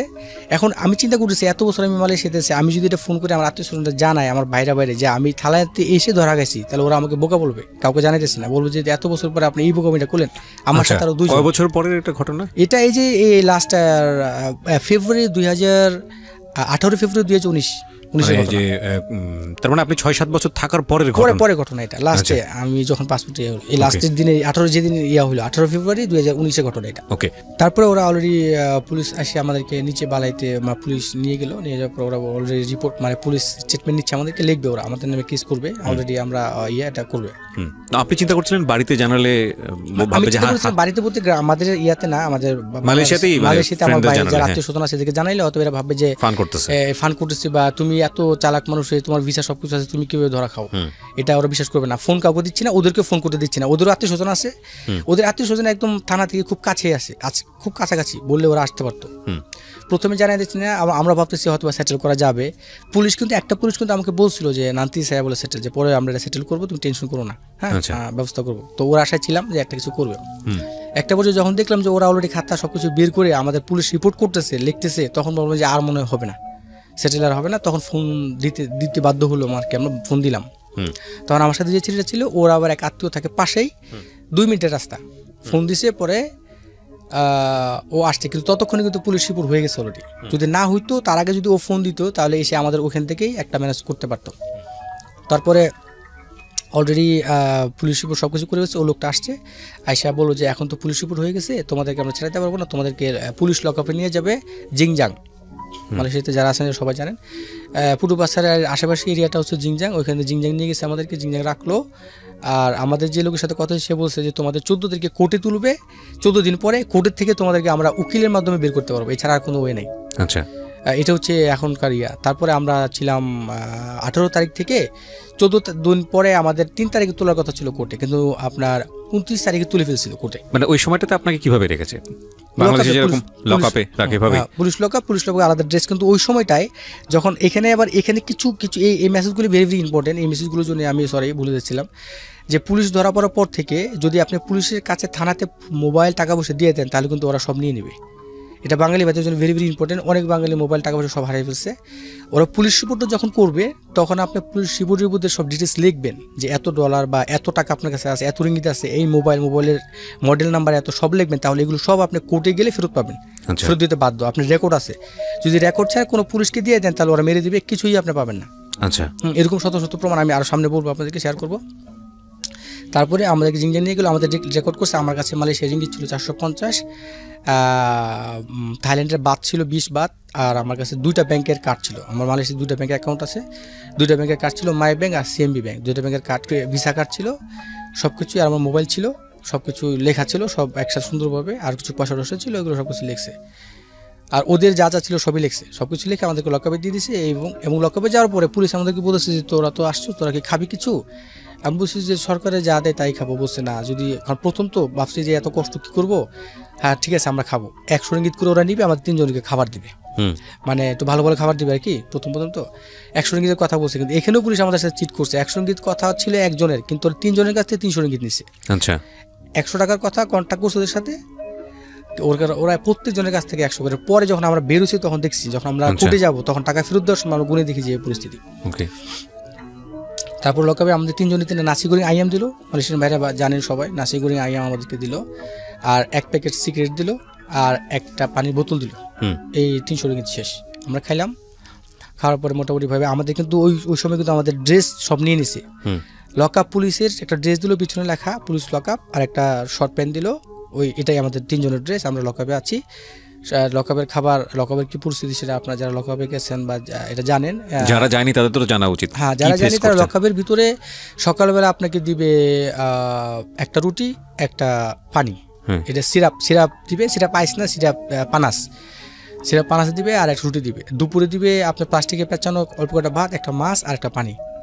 এই আর বিকাল 4টা-5টার দিকে ওই একই, মানে এইভাবে দিবে ওরা খাবারটা, এইভাবে দেয়। জায়গাটা কেমন থাকার মতো? জায়গাটা হচ্ছে এটা একটা রুমের ভিতরে থাকতে পারে সর্বোচ্চ আপনার 12 জনের মতো, মানে ফ্লোর থেকে একটু উঁচা করে কাঠ দিয়ে করছে, এখানে শুয়ে থেকে আমরা সবাই। আর আমাদের রুম নাম্বার ছিল 05 লকআপের ভিতরে, পুলিশ লকআপ। আমি প্রত্যেকটা নাম্বার এই জন্য বলবো যে কি পরবর্তীতে গেলে তারা সহজে চিনবে না, এবং এটা অ্যাপ্রুভ করার জন্য এটা, এই জন্য আমি সব সহকারে বলতেছি। তারপরে 5 নম্বর রুমে ছিলাম, খাইতেছি, কিন্তু যেহেতু ধরা গেছে আমাদের সবার মনে কষ্ট, খাওয়া তো আর যায় না ভিতরে, কারণ কি পরিস্থিতি হইলো, বাইরে কে কি কার কি অবস্থা, এটা আসলে খুব একটা টেনশনের মধ্যে ওরা দুজন। এবং কি অবস্থা দাঁড়াবে সেটা তো জানেন না। হ্যাঁ, সেটা ফিউচারটা আসলে কি বেরোতে পারবো, আর ওদের তো পাসপোর্ট না, ওরা তো বেরোতে কোথায় যাবে, মানে কার কি হবে সবাই। ওরা আমাকে দোষারোপ করতেছে, আমি ওদেরকে দোষারোপ করতেছি। আমি আশা করি ওরা আমার ভিডিও, তোমরা আমাদের ভিডিওটা দেখবা, নাজির এবং সেলিম, তোমরা আমাকে অনেক করছো। তো যাই হোক, ওরা আমাকে দোষ করেছে যে আপনার কারণে ভাই আমরা ধরা গেছি। আমি বলতেছি তোমাদেরকে না দিলে তো আমি ধরা খাইতাম না, আমার তো পাসপোর্ট বিশেষ হবে ছিল। তারপরে ওরা বলতেছে যাক, ওগুলি কথা বলেন আপনার কপালে ছিল, মানে আপনাকে দালাল মনে করেই অ্যারেস্ট করেছে। হ্যাঁ, পুলিশ এটা মনে করছে, কিন্তু আমার কেসটা কিন্তু দালালের কেস দেয় না, আমাকে পাসপোর্টের সেম কেসই দিয়েছে। পাসপোর্টের কোর্স নাম্বারটা হচ্ছে এনাম সাতু সি, এটা হচ্ছে পাসপোর্টের, যেমন বাংলাদেশে 302 ধারা হচ্ছে মার্ডার কেসের যে ধারাটা, পাসপোর্টের ধারাটা হচ্ছে এনাম সাতু সি। এই এনাম সাতু সি যদি হয় সেক্ষেত্রে পাসপোর্টও নাই, ভিসাও নাই। কিন্তু যদি লিমা প্লাস সাতু হয় সেক্ষেত্রে পাসপোর্ট আছে, ভিসা নাই। এই পাসপোর্ট আছে, ভিসা নাই, পাসপোর্ট নাই, ভিসা নাই, সেক্ষেত্রেও কিন্তু আলাদা আলাদা আইন কোডে, সেটাও আমি সামনে আসতেছি, ডিটেলস বলবো। আপনাদের জন্য সুবিধা হবে এটাই, যদি আপনারা কোনো ভাইরা পরবর্তী ধরা খান, যদি এইভাবে চলেন তাহলে আপনাদের জন্য ইজি হবে বেরোতে, আর ক্যাম্পের ভিতরে বা পরবর্তী স্টেপে আমি এই জিনিসগুলো ক্লিয়ার করে দিতেছি। পরে ওরা আমাকে 9 দিন পরে ডাকছে, কোর্টে ডাকছে, যেহেতু আমাদের লয়ার আছে, আমাদের লোক আছে, লয়ার আছে। 9 দিন পরে আমাদেরকে ডাকছে, সবার নাম ডাকছে, এরকম ওকে আসো। কোর্টে আমাদেরকে নিয়ে গেলো। যেই পুলিশ SI ধরছিল আমাদেরকে, এটাকে আইও বলে মালয়েশিয়ার ভাষাতে, আইও আর কি। এটা তো আমাদের এখানে তো আইও বলে, আইও ইনভেস্টিগেশন অফিসার। হ্যাঁ, আইও আমাকে নিয়ে গেলো, কোর্টে তুললো আমাদেরকে। কোর্ট আমাদের হচ্ছে কোর্ট নাম হচ্ছে জালানদুতা, আপনারা সবাই জানেন। জালানদুতা আরেকটা নাম আছে কুয়ালালামপুর, মাকামা কুয়ালালামপুর, এবং কুয়ালালামপুর সবচেয়ে বড় মাকামা। ওইখানে নিয়ে গেলো। আমাদের কোর্ট নাম্বার ছিল 2, জালানদুতা 2 তলাতে ছিল আমাদের মাকামাটা। হ্যাঁ, এই কোর্টের ভিতরে যাওয়ার পরে অনেকের মোবাইল, টাকা পয়সা মিসিং হয়। কী কারণে মিসিং হয় সেই জিনিসটা আমি এই জিনিসটা ক্লিয়ার করে দেবো। আপনারা যারা যদি যান, আল্লাহ আমি দোয়া করি কেউ না যান, যদি যান তাহলে এটা শেয়ার থাকলে আপনাদের টাকা পয়সা হারাবে না। কোর্টে যাওয়ার পরে আপনারা কোর্টে তোলার আগে আমাদেরকে একটা সোজা দেখবেন যে কোর্টের ভিতরে দোতলাতে সোজা নিয়ে ওখানে সবাইকে আগে রাখবে। তারপরে আসবে, জাজ আসলে একে বলে আপনার হচ্ছে হাকিম, মালয়েশিয়া ওদের আসলে পরে ডাকবে। তার আগে আপনাকে আমাদেরকে একটা রুমে রাখছিল। তার আগে আমাদের যে ব্যাগ, ওই যে থানাতে যা ছিল সব কিন্তু দিয়ে দিচ্ছি অলরেডি, আমাদের টাকা ব্যাগটা যা ছিল থানা থেকে। আমরা আবার যে ড্রেস পরে গেছিলাম ওই ড্রেস পরে আবার আসছি, একদম আগের মতোই সব ফেরত দিয়ে দিচ্ছে। টাকা পয়সা গুনে দেখলাম, তখন দেখলাম যে 100 রিঙ্গিত করে কম, 300 রিঙ্গিত কম। তখন ওই টাকাটা এরপরে ওই পুলিশ আবার কোর্টের ভিতরে এসে আবার আমাদের কাছে 50 টাকা করে দাবি করছে যে 50 টাকা করে দিয়ে আমরা পানি টেনে খাবো। এটা পুলিশের অভ্যাস, এটা ওরা করে মালয়েশিয়া, সবাই জানেন। আমরা দিয়ে দিচ্ছি 50 টাকা করে, যা তুই খাগা। পরে দিয়ে দিচ্ছে 50 টাকা করে। ওরা নিয়ে গেলো 3 জনের কাছে 150 রিঙ্গিত নিয়ে গেলো, আমাদেরকে কোর্টে দিয়ে আমাদের লিস্ট করে চলে গেল। এখন এইখানে আবার আমাদের ব্যাগ ট্যাগ সব জমা দিতে হবে। এখানে আমরা একটা ভুল করছি, এটা পরবর্তী যারা দেখতেছি না আমাকে, তাদের জন্য শিক্ষণীয় বিষয়, আমাদের জন্য ভুল। আমরা যেটা ভুল করছি, আমরা এটা সব জমা দিয়ে দিচ্ছি, কিন্তু টাকাগুলি আমাদের পকেটে রাখা উচিত ছিল। যখন আমরা ব্যাগ সহকারে জমা দিয়ে দিচ্ছি, ওর ব্যাগের ভিতরে যা পাইছে সব নিয়ে নিছে পুলিশ, টাকা পয়সা সব নিয়ে নিছে ওখান থেকে। আমার মোবাইলটা আমার হাতে ছিল, মোবাইল আমার সাথে 2 জন ছিল, 3 জন আমরা মোবাইলটা জমা দিচ্ছি। মোবাইল জমা দিলে আপনার হাতে একটা নাম্বার লিখে দিবে যে এত নাম্বার, মোবাইলের পিছনে লিখে দিবে। আমার নাম্বার ছিল 17, আর আমার বাকি যারা ছিল তার 16, 17, 18 3টা সিরিয়াল ছিল। তার মানে এই হাতে, ডান হাতে এভাবে মার্কার পেন দিয়ে লেখা থাকে, আর ওই মোবাইলের পিছনে মার্কার পেন দিয়ে লেখা থাকে 17। তার মানে পরবর্তীতে আমি কোর্টের থেকে আসলে আমার মোবাইলটা বের করতে সহজ হবে যে এই এত নাম্বার মোবাইলটা আমার, কারণ কার মোবাইল কাকে দিবে। পরে কোর্টের থেকে উঠছে, এদিকে ওই আমার সাথে যে একটা ছেলে ছিল নাজির, তার অলরেডি উকিল ঠিক সবারই আমাদের জন্য সবার জন্য উকিল ঠিক করা ছিল। কন্ট্যাক্ট হয়েছে ওনার সাথে 6,000 রিঙ্গিত করে বের করে, সরি 8,000 রিঙ্গিত, মালয়েশিয়ান 8,000 রিঙ্গিত এক একজনকে বের করে দিবে। পাসপোর্ট থাক বা না থাক পুলিশ ইমিগ্রেশন সরি ওই উকিল এটা পারে। এবং এই উকিলটা মালয়েশিয়ার পাসপোর্ট কেসের জন্য এত ভালো উকিল, নাম না হচ্ছে নারা ডেভিল। আপনারা বহু ইচ্ছা করলে যদি আপনাদের মনে চায় আপনারা যদি ঝামেলা পড়েন, সে কাজ করে লোক বের করে পরে টাকা নেয়, কোনো টেনশন নেই যে আপনার টাকা আগে সে মেরে দিবে। লোক বের করার পরে সে টাকা দিতে হয় 6,000 রিঙ্গিত 8,000 রিঙ্গিত কন্ট্রাক্ট, কেউ 5,000 করে 6,000 করে, এটা ডিপেন্ড করে আপনার লোকের উপরে সে কত লোক কি নাম ভদ্রলোকের? নারা, মিস্টার নারা, ইন্ডিয়ান ডেভিল। এবং মালয়েশিয়ায় তো যত বড় বড় লেভেলের ডক্টর বলেন আপনি উকিল আছে সব ইন্ডিয়ান। কারণ মালয়েরা বেশি লেভেলের পড়ালেখা করে না, অল্প করার পরে কাজে নেমে যায় কারণ ওদের কাজটা অ্যাভেলেবেল। এবং ওই উনি করার পরে দেন ওরা অলরেডি কন্ট্যাক্ট করলো, কন্ট্যাক্ট করার পরে দেন নাজিরকে ডাকলো আমার সাথে। আমরা কিন্তু 3 জন, আমার সাথে আরেকটা ছেলে ছিল মিয়া, সেলিম মিয়া বলতেছে যে ভাই আমরা ইয়া করবো, আমি দেশে চলে যাব, আমি সারা স্বীকার করবো। সালা অর্থ হচ্ছে আমি ভুল। কোর্টে গেলে কিন্তু আমাকে জিজ্ঞাসা করবে জাজ যে ইউ মাসো মালয়েশিয়া সালা কাতা সালা, ওরা এইভাবে ওই জজের নিচে আর 2 জন থাকে, এদিকে বলে ডিপিপি 2 জন থাকে, ওরা জিজ্ঞাসা করবে আমাকে, দেন আমি উত্তর দিব, ওর ডিপিপি বলবে, দেন ও রায় দিয়ে দিবে কোর্টের থেকে যে আমার এটা হয়েছে। সালা হলে আমি অপরাধী হলে সাজা, অপরাধী না হলে এরপরটা আমি আসতেছি। কোর্টে উঠছি, আলাদা আলাদা তুলছি 3 জনকে, আমাকে তুলছে। আমি উঠেই দেখলাম যে আমার পিছনে আমার লয়ার আছে, একটা মালাই লয়ার, আর আমার বাইরে এক লোক পাঠাইছে। আমাকে বলতেছে যে আমরা আছে, টেনশন করো না, তোমাকে জিজ্ঞাসা করলে তুমি সালা, তুমি বলবো যে আমি সালা না, তাহলে তোমাকে আমরা বের করতে পারবো। সালা স্বীকার করলে তোমার রায় হয়ে যাবে, তুমি জেলে চলে যাবা। আমি বলছি স্যার তারা সালা বলছি অলরেডি। কোর্ট আমাকে জিজ্ঞাসা করছে যে ইউ মাসো মালয়েশিয়া সালা কাতা সালা। এখানে একটা বিষয় খুব ভেরি ভেরি ইম্পর্টেন্ট, অনেক বাংলাদেশের বাইরে এই ভুলের কারণে মাসের পরে মাস জেলে পড়ে আছেন। যখন কোর্টে জিজ্ঞাসা করে যে ইউ মাসো মালয়েশিয়া সালা কাতা সালা, এখানে যদি আপনি মনে করেন যে আপনার সত্যিকারের সালা, আপনার পাসপোর্ট নাই, আপনি অপরাধী, আপনি স্ট্রেট বলে দেবেন আমি সালা, সালা। যদি সালা স্বীকার না করেন আপনাকে পাঠাবে রিমান্ডে, 1 মাসের রিমান্ড। এই রিমান্ডটা আবার একটু ভিন্ন, বাংলাদেশের রিমান্ড মানে ধরে নিয়ে মারে কাটে এরকম না, ওরা এটা জেলের আগে রিমান্ড, মানে এখান থেকেও আপনার বের হওয়ার একটা সুযোগ আছে, আপনাকে পাঠাবে সুঙ্গে বলু।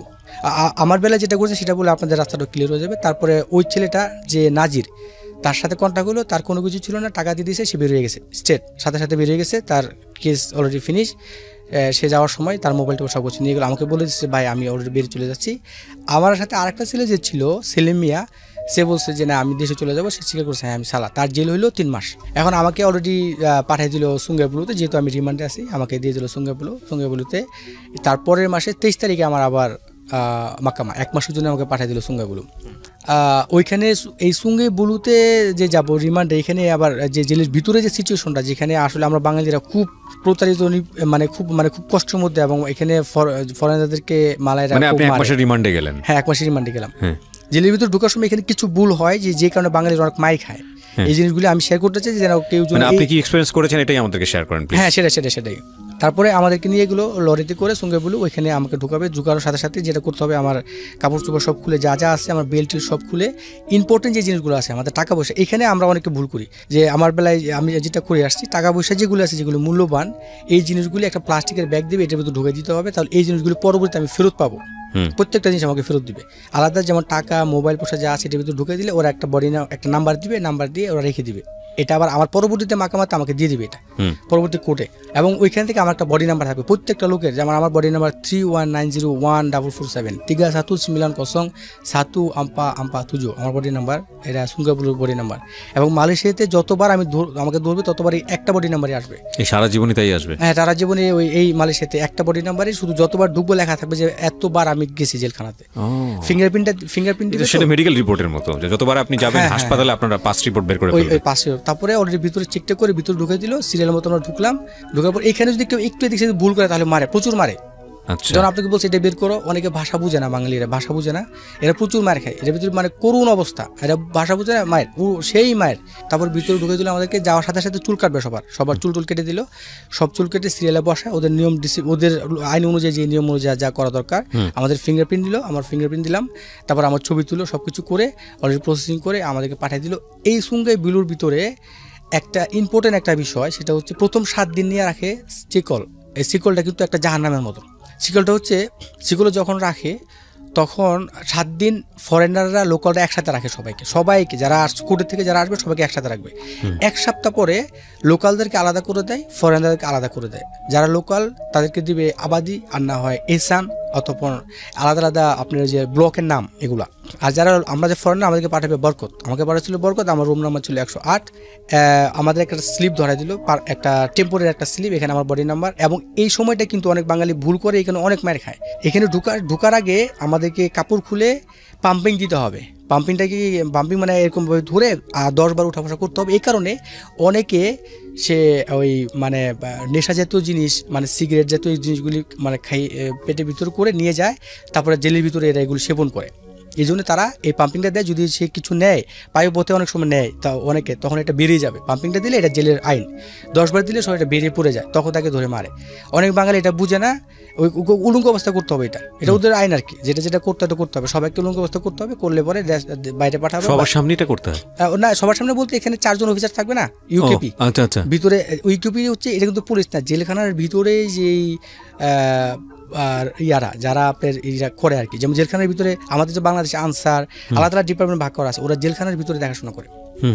তারপরে স্ক্যানারে আমাদেরকে দিল, স্ক্যানারটা করা হয় কারণ হাতে যেটা চেক করছে বা পাম্পিং দেওয়ার পরে যেটা হয়েছে সেটা যদি নাও থাকে, পেটের ভিতরে যদি কিছু থাকে সেটা ধরবে ওটা। তারপরে স্ক্যানের সিরিয়াল অনুযায়ী আমরা সবাই স্ক্যান করলাম। স্ক্যানের ভিতরে অনেকে ধরা পড়ছে, বেসিক্যালি যারা লোকাল এরা বেশি করে এটা। অনেকে পেটের ভিতরে সিগারেটের যে ভিতরে যে ইয়াটা থাকে তামাকটা, ওরা প্লাস্টিক দিয়ে পেঁচায় পরে ওটা পানির সাথে খেয়ে ফেলে, 10টা-12টা করে খেয়ে পরে জেলখানার ভিতরে এটা খুলে এটা খায়। কারণ এই জেলখানার ভিতরে সিগারেট কোথায় পাবে, কোনো উপায় নাই। এবং এটা করে আরও কিছু আছে মালয়েশিয়াতে, আপনারা জানেন যে মালয়েশিয়ান যে আপনার সেমন যেটা আইস যেটাকে বলে আইস, এরা এগুলো এইভাবে ওরা নিয়ে যায় রকেট করে বায়ুপথে খেয়ে বিভিন্ন ব্যাপারের ভিতরে নিয়ে যায়। এই জন্য স্ক্যানটা করা হয়। স্ক্যান করে যাদেরকে ধরে এদেরকে আবার আলাদাভাবে ইয়াতে পাঠায় দেয়, তাওয়াক্কালে পাঠায়। ওদের পানিশমেন্ট আছে কেন ওরা এটা করলো। আচ্ছা, ওদেরকে এটা পাঠায়, যারা ধরা পড়ে না আমাদেরকে যারা পড়ে এদেরকে পাঠাই দিল হচ্ছে আপনার শিকলে।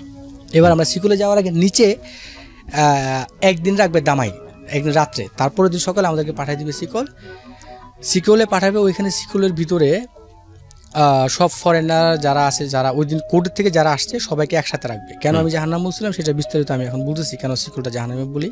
একসাথে থাকার পরে এখানে আমাদেরকে একদম যারা নতুন প্রথমবার গেছে জেলে তাদেরকে একটা ড্রেস দেয়, একটা জামা দিবে, একটা প্যান্ট দিবে, একটা সাবান, একটা টুথপেস্ট। জেলখানার এই নিয়মটা ভালো। তো আমাদেরকে সবাই দিয়েছে। ফার্স্ট সবাই গেছি, যাওয়ার পরে জেলের ভিতরে শিকলে যাওয়ার পরে ওরা কি করছে, যারা নতুন এদের ড্রেসগুলো ওরা খুলে নেয়। লোকাল যারা গ্যাংস্টার যারা আছে, মাফিয়া গ্যাংস্টার যারা আছে, এরা খুলে নিয়ে এরা এটাকে চিরে রশি বানায়। জামাটা ছিল আর রশি বানাইলো, রশির উপরে কাপড় টুপড় রাখে। 7 দিন পরে তো আমরা আবার চলে যাবো যার ইয়াতে ব্লকে চলে যাবো। এরপরে এরা রাত্রে কি করবে, রেশা করে তারপরে বাঙালিদেরকে ডাকবে। গ্যাংস্টার ডাকতেছে যে দেখে ফরেনার, বেসিক্যালি মায়ানমার, বাংলাদেশি, ইন্দোনেশিয়ানদেরকে ডাকে, ইউ মারিসিনি, বাতাস করবে বলবে, বাতাস না করলে মারি। আপনার ক্ষেত্রে কি এরকম ঘটেছে? হ্যাঁ, আমার ক্ষেত্রে যেটা করছিল, আমি আসলে এই জিনিসটাই করতে চেয়েছিলাম। আমার ক্ষেত্রে আমাকে ডাকছিল যে ইউ মারিসিনি। আসছে পরে আমি ওদেরকে বলছি কেনা পাই ইউমা পাঙ্গে ইউইঙ্গা সাই আওরাং বারুকা। আমি ওদেরকে বলছি তুই কি মনে করছিস আমি কি নতুন লোক নাকি, আমি কি মালয়েশিয়া কি নতুন আসছি? ওকে, আমি তোকে বাতাস করতে পারি। আসায়ামা বলে আঙের বাট ইউ তাপি ইউ বাডুর নাতে সায়ামা বাট। তুই আমাকে বাতাস করবি রাত্রে, ওকে আমি বাতাস করবো, নেভার মাইন্ড। তোকে আমি বাতাস করবো রাত্রে 3 ঘন্টা, তারপর তুই আমাকে 3 ঘন্টা করবি। যদি এই সত্যি রাজি থাকো তাহলে আমি করবো। আমার আবার সব এই জায়গাতে সেলফ কনফিডেন্সটা খুব বেশি। এবং আমি দেখতেছি যে বাঙালি এগুলো করে। প্রথমবার যে আমি কথা বলছি, পর আমাকে ডাকে নাই। একটু নরম পাইলেই বাঙালির ভাইরা কোনো সময় যেখানে যাবেন একবারে এমন নিচু হয়ে যাবেন না যেন পুঁটি মাছ হয়ে যাবে, যেন মুরগিও আপনাকে গিলে খেয়ে ফেলে। তারপর ওরা আমাকে ডাকলো না, আমার সাথে 4-5 জনের ডাকলো না, বাতাস করলো, ওদেরকে খুব মারছে। এবং ওই দিন থেকে আমার খুব একটা জিদ ছিল মনের ভিতরে যে এটার একটা, এই যে সিকুলের ভিতরে যে বাঙালিদেরকে মারে, এটার একটা কঠিন একটা জবাব আমাকে দিতে হবে। ওই আমার এই গল্পের এটা আমার খুব একটা ভেরি ইম্পর্টেন্ট একটা পার্ট। এটা আমি যে কারণে বেশি জোর দিতেছি। এটা তো পুলিশ দেখার কথা। পুলিশ আছে, সবকিছু আছে। আপনার কথাটা আমি অ্যাবসলিউটলি রাইট এবং আমি আপনার কথায় একমত। পুলিশ আছে। যদি আমি পুলিশে কমপ্লেন আজকে দিলাম, আমি কমপ্লেন যে স্যারও আমাকে মারছে, কালকে ওরা আমাকে মেরে ফেলবে পিটাইতে। তুই কেন বললি? ওরা সবাই ইউনাইটেড? হ্যাঁ, ইউনাইটেড তো। আর ওরা তো দেশের লোকাল না। আচ্ছা, একজন যদি হয় তাহলে ওর মেরে ফেলবে আপনাকে। এরপর দিন আপনি শেষ বলবেন যে কিভাবে মারা গেছে আমরা জানি। কে সাক্ষী দিবেন এর ভিতরে? আর ফরেনার যারা আছে কেউ, কারণ বাঙালিরা আমরা যারা অনেকে আছি, দেখেন আমি আমার চিন্তা করি যে আমি বাঁচলে হইলো, এখন আরেকজনকে মেরে ফেলছে, এরকম অনেক লোক মেরে ফেলছে এটার ভিতরে, অনেক লোক, কেউ বলবে না। এই জন্য এই বিষয়টা আমার খুবই খারাপ লাগছে। আমার মনে যদি এই সঙ্গে বলে এই বিষয়টা নিয়ে কোনো পরিচালক কোনো মুভি তৈরি করে 2020-এর শ্রেষ্ঠ মুভি হবে। আমি আর বিষয়গুলো শেয়ার করতেছি। অলরেডি আপনার ডাইকে নিয়ে মারলো, আমার সাথে একটা লোক ছিল বাংলাদেশে, ওকে নিয়ে খুব মারলো। মারার পর আমি ডাকছি, আমি বলছি যে আপনি গেছেন বাতাস করছে, ভাই আমি যদি না যেতে তো আমাকে মেরে ফেলবে।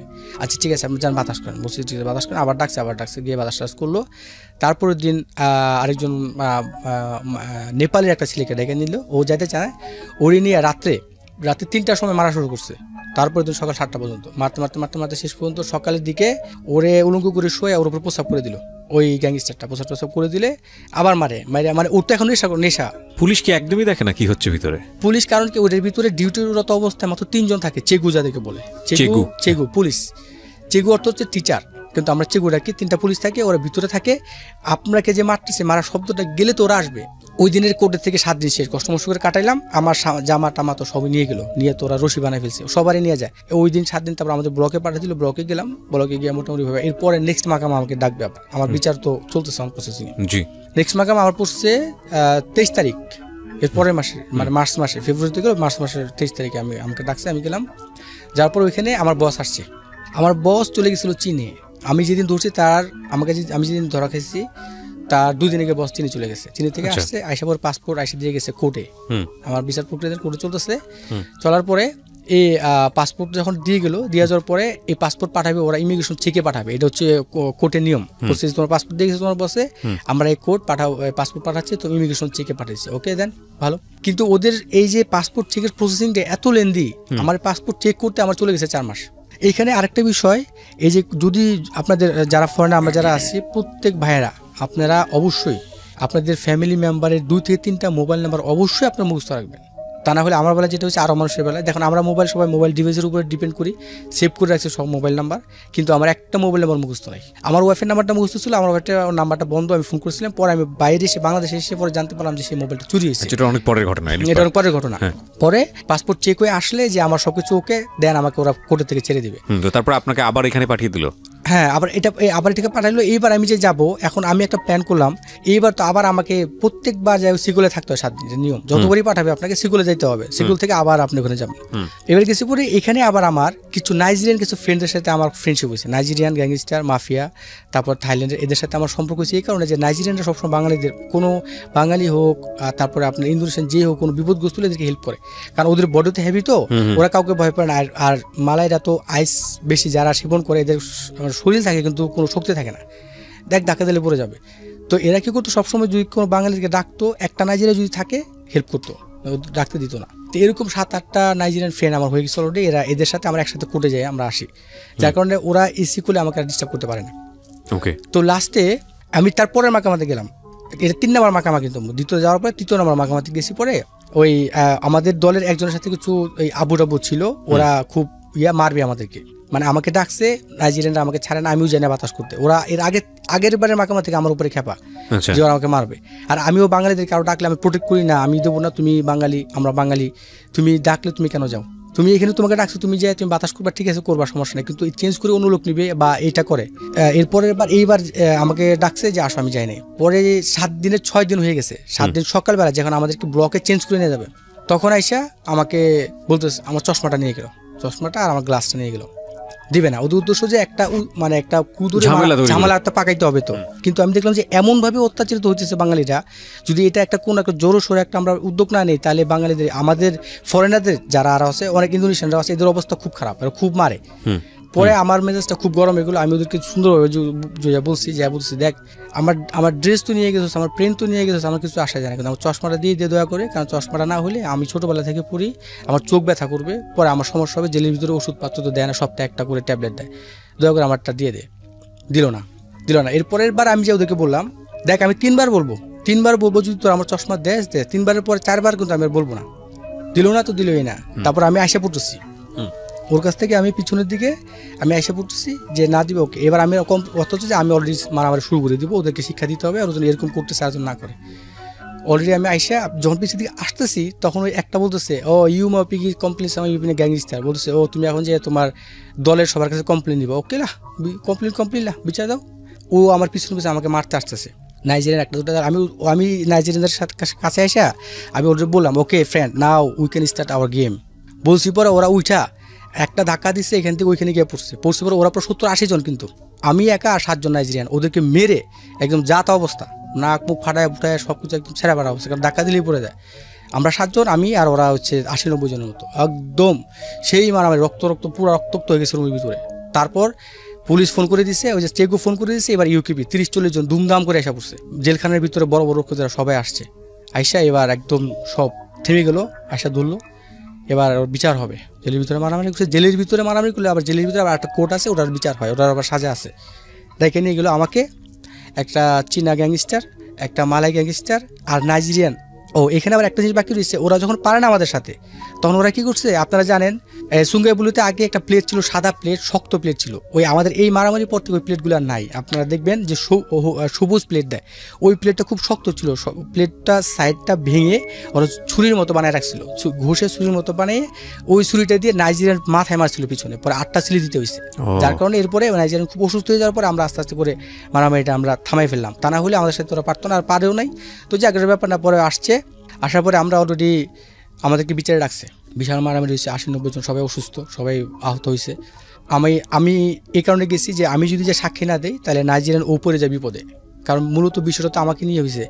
তখন আমিও গেলাম, বলছি ওকে সাহেবুনারা সালা সাহেব পিকিসানা, বড় বড় অফিসার সবাই আসছে, আমাদেরকে বিচারে বসাইছে, একজন করে রুমের ভিতরে ডাকে নেয়। পঙ্গুরুসি অর্থ হচ্ছে আপনার যে যেটাকে আপনার যে বড় বড় অফিসাররা বসে যায় বিচার কক্ষ, যেটা ওখানে নিয়ে গেল। আমাকে ডাকছে যে কিনাপা ইউ গাডো অর্থ হলো মারামারি, যে আমি ওর কাছে তোবার চাইছি, দিল না। তবে শেষ পর্যন্ত আমরা পুরো ঘটনাটাই সামারিটা বললেন ওনাকে? হ্যাঁ বললাম। এই বলতে সত্য না বললে তো অবস্থা, আর সাক্ষী সবাই সাক্ষী আছে, সত্য ঘটনা বললাম অফিসারকে, জেলার কিন্তু সে কিন্তু বড় জেলার অফিসার আসছে। আমি বলছি যে এইভাবে মারামারিটা হয়েছে এই কারণে। পরে ওকে ঠিক আছে, তুমি এখানে যাও। তারপর নেক্সট ডাকলো নাইজেরিয়ানকে, নাইজেরিয়ান তখনও হাসপাতালে ওই যে সিরিজ চলতেছে, ও একটু পরে আসছে। ওই যে আপনার চীনা গ্যাংস্টার আর হচ্ছে মালাই গ্যাংস্টারকে ডাকছে, ওরে ধরে যে মাইরটা দিল, মানে না রুমের ভিতরে এই কোনায় আমি বসাতো, বাইরে থাকে একজন করে ডাকে, আমি এই কোনায়, তারপর একজন ডাকলো, ওরা ধরে ইউকিপে ওদেরকে রাখে মারার জন্য, বিচারের জন্য, জেলের ভিতরে জেল কন্ট্রোল করতে হবে না। ওরা ধরে অনেক মার দিছে, ওয়ালের ভিতরে এত জোরে জোরে মারলো মনে যে মাথা ওর ফিটে যাচ্ছে, অনেক মারছে। মারার পরে ওরা সালা স্বীকার করছে, সারা অর্থ যে ভুল, ওকে ছেড়ে দিল, মালাটাকে ডাকলো, ওকেও মারলো। মারার পরে শেষ পর্যন্ত রায় হয়েছে আমাকে 10টা বাড়ি দিবে। মানে জেলের ভিতরে মারামারি করাটা অপরাধ, কেন আমি মারামারি করছি, এটা তো অপরাধ না। আমি তো মারামারি একটা ওদেরকে একটু বেশি মারছে, আমাকে যদি না মারে তাহলে তো এটা বিচার হলো কি হলো, এটা ওদের নিয়ম অনুযায়ী। ওদের বেতের যে জিনিসটা বাড়ি দেয় সেটা হচ্ছে পাইপ প্লাস্টিকের পাইপ থাকে এরকম, ওটা দিয়ে পায়ের নিচে 10টা বাড়ি দিল আমাকে। এখন 10টা বাড়ি যখন দিয়েছে তখন ওই অফিসারটা আবার আমাকে বলতেছে, এই ইউপিনা বাদাম পুঁতে মারছে মানে সাইমা পুকুর, বলতেছে যে তোর শরীর তো সাদা, তোকে মারলে দাগ হয়ে যাবে, পরের মাখামাতে গেলে আবার সমস্যা, তোর মাথাও চুল নাই, মাথায় বাড়ি দিলে মাথাও দেখা যাবে। ইউমিয়া তুবুন বোতারা মোটবুন তারা, পরেও আস্তে আস্তে করে কয়েকটা বাড়ি দিল পায়ের নিচে 7-8টা। আর অফিসার পাশে যে সে কিন্তু রেকর্ড সব লিখতেছে, এটা কিন্তু কেস হচ্ছে, আবার সে লিখতেছে। তারপরে আমাদেরকে দিয়ে দিল স্পেশাল সাজা, আমার 17 দিন, আর ওদেরও এরকম পাঠিয়ে দিল আমাদেরকে তাওয়াক্কাল। যারা শুনতে বলেছেন তারা জানেন তাওয়াক্কাল হচ্ছে জেলের ভিতরে জেল, আরো খারাপ জায়গা। হ্যাঁ, ওইখানে আরো খারাপ জায়গা। ওইখান থেকে আমরা বাইরের জেলেতে আমরা একটু ঘোরাফেরা করতে পারি, খুলে দেয় দরজা, বেরোতে পারি, সবার সাথে কথা বলতে পারি। ওইখানে লক করা, কেউ বেরোতে পারবে না, ওইখানে থাকতে হবে। ওইখান থেকে বাইরে যাওয়ার কোনো সুযোগ না, 17 দিন আমাকে ওইখানে থাকতে হবে। এরপর 17 দিন পরে আমার আবার বিচার হবে। বিচার হওয়ার পরে দেন আমি যদি দোষী না হয়ে আমাকে ছেড়ে দিবে, মানে জেলের ভিতরে ওই ব্লকে নিয়ে যাবে আমাদের বরকতে, আর না হয় তাহলে আমাকে রাখবে হলো আপনার এখানে রাখবে আর অনেক দিন, আমাকে নতুন করে 8টা কেস দিয়ে দিবে। 17 দিন পরে এর 10 দিন পরে আবার ওই নাইজেরিয়ানের ছিল মাকামা ছিল, কোর্ট ছিল, ওর কোর্টের ডেট ছিল, ও কোর্টে চলে গেছে। কোর্টে গেলে কোর্টের থেকে আবার সালা স্বীকার করছে যে আমি অপরাধী, ওর জেল হয়ে গেছে, ও চলে গেছে কাজাং। আমার ডেট ছিল 22 তারিখে পরের মাসের। সো আমি রয়ে গেছি 17 দিন। 17 দিন পরে আমি বেরিয়ে গেছি। পরে আমাকে ডাকছে আবার যে তোমার 17 তারিখে আমাকে ডাকলো, ডাকে কামাল নামে একটা অফিসার আছে ইউকিপি, উনি খুবই ভালো। প্রথম বলছে যে ঠিক আছে তোমার রায় হয়েছে এটাই, যে তুমি অপরাধী না। এবং ওই জেলার আমাকে ডেকে বললো যে তুমি একমাত্র বাঙালি যে এই প্রথম যে প্রতিবাদী। এর আগে এরকম ঘটনা অনেক ঘটছে, কিন্তু কেউ এর প্রতিবাদ করতো না, যার কারণে আমরা কোনো ব্যবস্থা নিতে পারতাম না, কেউ কমপ্লেন দিত না, মায়ের খেত মানুষ। এবং আজকে থেকে আমরা নতুন রুল করে দিছি যে এই জেলের ভিতরে কেউ যদি কোনো মারামারি করে তাহলে তার অবস্থা খারাপ। আমরা খুব কঠিনভাবে জিনিসটা দেখতেছি। এবং অলরেডি এরপরে আমি খুব খুশি হয়েছি যে এরা প্লেটগুলো চেঞ্জ করে ফেলছে, কারণ প্লেটটা ভেঙে ছুরি বানাইতে পারে, ওই প্লেটগুলো আর নাই। এরপরে কোনো বাঙালি যদি কোনো কমপ্লেন দেওয়ার আগে তারা কমপ্লেনটা নেয়। এবং এই সিকিউরিটির ভিতরে আপনার কোনো মারামারি কোনো কিছু চলবে না, এখন খুব অ্যালার্ট থাকে এবং সবসময় 2-3 জন ইউকিপি পাহারা দিতে থাকে। এই জিনিসটা খুব স্ট্রং হয়েছে এবং এটা বাঙালিরা এখন বুক ফুলে, এরা জেলখানার ভিতরে কোনো মারামারি কেউ ফরেনার করে না। এবং স্পষ্ট বলে দিচ্ছে যদি কোনো ফরেনারদেরকে কেউ ডিস্টার্ব করে, স্পেশালি বাঙালিদেরকে, তাহলে ওদের বিরুদ্ধে দ্বিতীয় আরেকটা কেস দেওয়া হবে, সবাইকে জানাই দিচ্ছে। এবং এইভাবে আমি যতদিন ছিলাম এরপরে আবার এটাই শুনছি এবং এটা দেখে আসছি। তারপরে বাঙালিরা সবাই খুশি, আমাকে জেলে বলে দিচ্ছে আমরা খুব খুশি যে আমরা এই পর্যন্ত অনেক বাঙালি দেখছি। আমাকে ডাকে ওইখানে ছোট্ট একটা বিষয়, আমি বলছি বাংলা মারি, আমি বলছি স্যার আমি বাংলা না, বাংলা আমার ভাষা, আমি বাংলাদেশি। তলং বলে পাঙ্গি স্যার বাংলাদেশি, দয়া করে স্যার আমাকে বাংলাদেশি বলবেন, বাংলা আমার ভাষা, আমি বাংলাদেশি। ওরা ডাকে কি বাংলা? হ্যাঁ বাংলা বলে ডাকা। পরের লাস্ট মাকামা থেকে চতুর্থ মাকামা যখন আমি গেলাম তখন পাসপোর্ট কি মানে চেক করে আসে নাই, চেক হয়ে আসে নাই। পরের মাকামাতে আমি গেলাম, তারপরে জেলের ভিতরে যখন এটা হলো চতুর্থ মাকামাতে আমাকে ডাকলো, আমাকে বলছে এটা আমি আবার মানে খুব অলরেডি 81 দিন হয়ে গেছে আমার, আমি খুব ফেড আপ, আমি আর সালা বলে দেশে চলে যাবো, আমি আর পারতেছি না। যাই হোক আমি পাসপোর্টের আশা থাকবো না। এরপরে কোর্টে আমি উঠলাম, কোর্টে আমাকে জিজ্ঞাসা করলো ইউ মাসুদ সালা কা তারা সালা। পরে আমি স্পষ্ট বলে দিচ্ছি যে হ্যাঁ আমি সালা, আমি অপরাধী। আমি পরে আমার আর নিয়ম অনুযায়ী 3 মাসের জেল দেয়, আর মালয়েশিয়া 3 মাসের জেল বলতে 20 দিনে 1 মাস হয়। যদি 1 মাসে কারো জেল হয় তাহলে 30 দিন 1 মাসে হয়, 1 মাসের উপরে যত বছর হবে 20 দিন কাউন্ট করে ওরা। ওদের মালয়েশিয়ান জেলের আইন। আমার রায় হয়ে গেলো 81 দিন, আমাকে পাঠিয়ে দিল কাজাং। ওই দিন চলে গেছে। রায় হলো আপনার? রায় হলো 4 মাসের জেল। আর আমাকে রতান দিল না। রতানের যে বিষয়টা আমি এটা বলে দিই কেন রতান দেয়। রতান হচ্ছে মালয়েশিয়ার একটা যারা পাসপোর্ট যাদের নেয় তাদেরকে রতান, আরও যারা একটা করে রতান দেয়। রতান একটা ব্যাতের বাড়ি, এই ব্যাতের মধ্যে এসিড থাকে, এই সিট লাগানোর পরে আপনার পিছনে একটা বাড়ি দিবে, এটার আপনার মৃত্যুর আগ পর্যন্ত ডাক্তার মুছবে না। এটাকে রতান বলা হয়, মালয়েশিয়ান রতান। এটা ইউটিউবে আপনারা দেখতে পারবেন। রতান দিবে না, শুধু আমার রায় হয়ে গেলো 4 মাসের জেল। এই রতান মানে এই বাড়িটা কি দিয়ে কি মানে এটা কি মানে এমন ভাবে দেওয়া হয় যে গায়ে কোনো বস্ত্র থাকে না, একবার উলঙ্গ ভাবে? সেই রতানের এটা ইউটিউবে স্পষ্ট। তারপর আমি এটা আমার অভিজ্ঞতা থেকে আমি শেয়ার করতেছি, যেভাবে আমি দেখছি যে রতানটা হচ্ছে এইভাবে 2টা হাত দিয়ে বাঁধবে, তারপরে বাঁধার পরে পিছনে এমন একটা প্যান্ট পরাবে পাছার ওই ইয়ার মাংসটুকু শুধু বেরিয়ে থাকবে, আর বাকি অংশটুকু ঢাকা থাকবে। আর বাকি অংশটুকু প্যান্টটা এত শক্ত ওইখানে বাড়ি লাগবে না। আর এর আগে মালয়েশিয়াতে এর আগে মহিলাদেরকেও রতন দেওয়ার আইন ছিল, কিন্তু পরে ডক্টর রিসার্চ করে দেখছে যে মহিলাদেরকে রতন দিলে বাচ্চা হওয়ার সম্ভাবনা থাকে না। এরপরে মহিলাদের এটা বাদ করে দিচ্ছে, এখন শুধু ছেলেদের। খুবই অমানবিক। হ্যাঁ খুব অমানবিক। পরে একটা রতনটা যে দেয় এটা 3 ধরনের ব্যাত আছে। রতনের উপরে আবার কি কতটুকু জোরে দিবে এটা আবার কোর্টের থেকে রায় হয়, সে কত কি পরিমাণ অপরাধ করছে। 3টা, একটা মোটা ব্যাত, আর একটু মিডিয়াম, আর একটু চিকন। এই ব্যাতগুলি আমরা কাজাংয়ের হাতে ডান পাশে রাখা আছে, আমরা দেখছি। এটার মধ্যে এসিড লাগানো থাকে। আপনি হয়তো বলতে পারেন যে একটা সাধারণ ব্যাতের বাড়িতে আর কি হয়, কি আর আমরা ছোটবেলায় স্যার আমাদেরকে কত মারছে না। যাই হোক, তারপরে দিল। পরে আমাদেরকে ফিঙ্গার টিঙ্গার সব কিছু নিয়ে কাজাং থেকে অলরেডি আমাদেরকে এবার আমার হচ্ছে দেশে আসার প্রিপারেশন। কাজাংয়ের জেল অলরেডি 18, যেহেতু আমার 81 দিন হয়ে গেছে ওইখানেই। 4 মাসের জেল তো 81 দিন, 1 মাসে 20 দিন হলে তো 80 দিন হয়। আমার হয়ে গেছে 81 দিন, একদিন ওভার।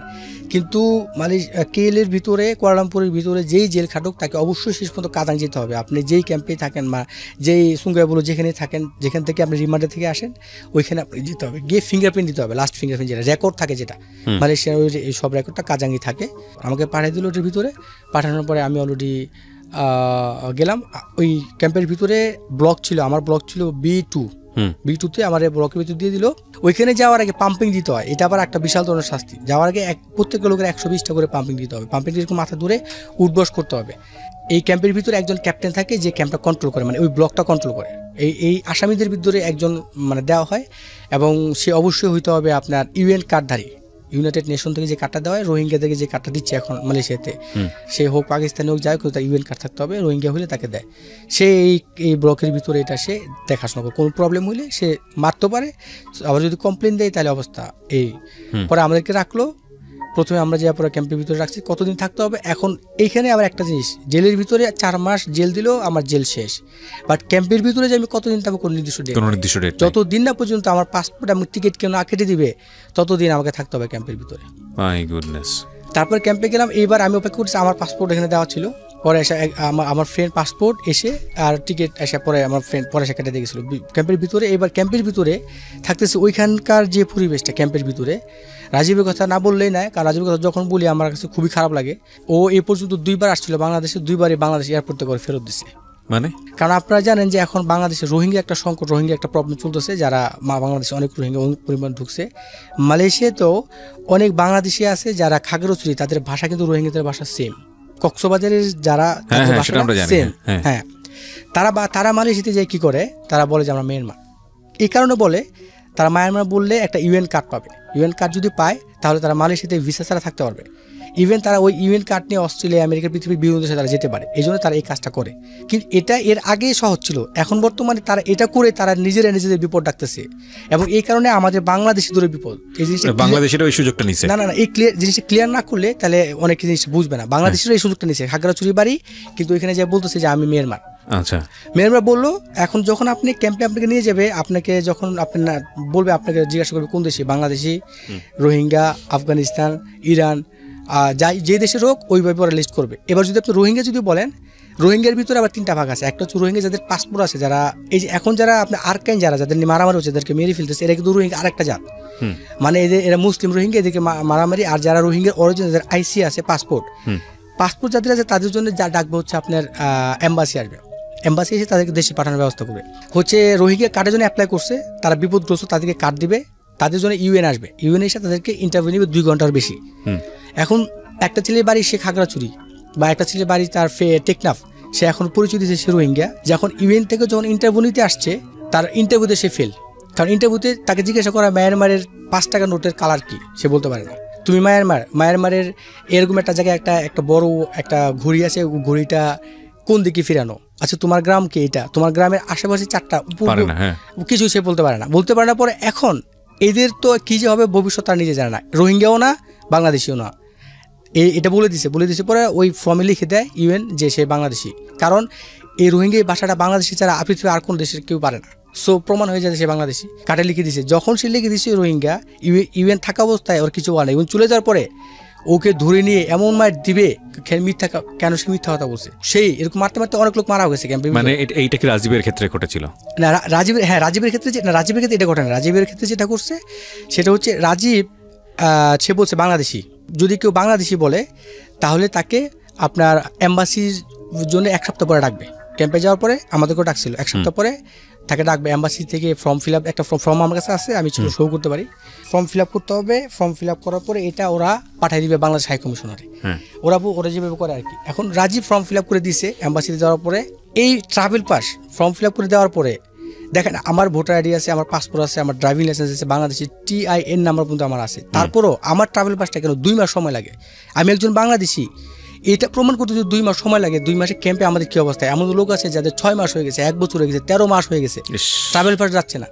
আমি জানি না, হয়তো কোনো টেকনিক্যাল কোনো প্রবলেম, হতো কী কারণে আপনারা দেরি করেন। কিন্তু এখানে একটা বিষয়, রাজীবের বেলায় যেটা হয়েছে, রাজীব আসছে আবার ফেরত গেছে, তার কারণ তাকে পুলিশ মারতে সে হয়ে গেছে পাগল।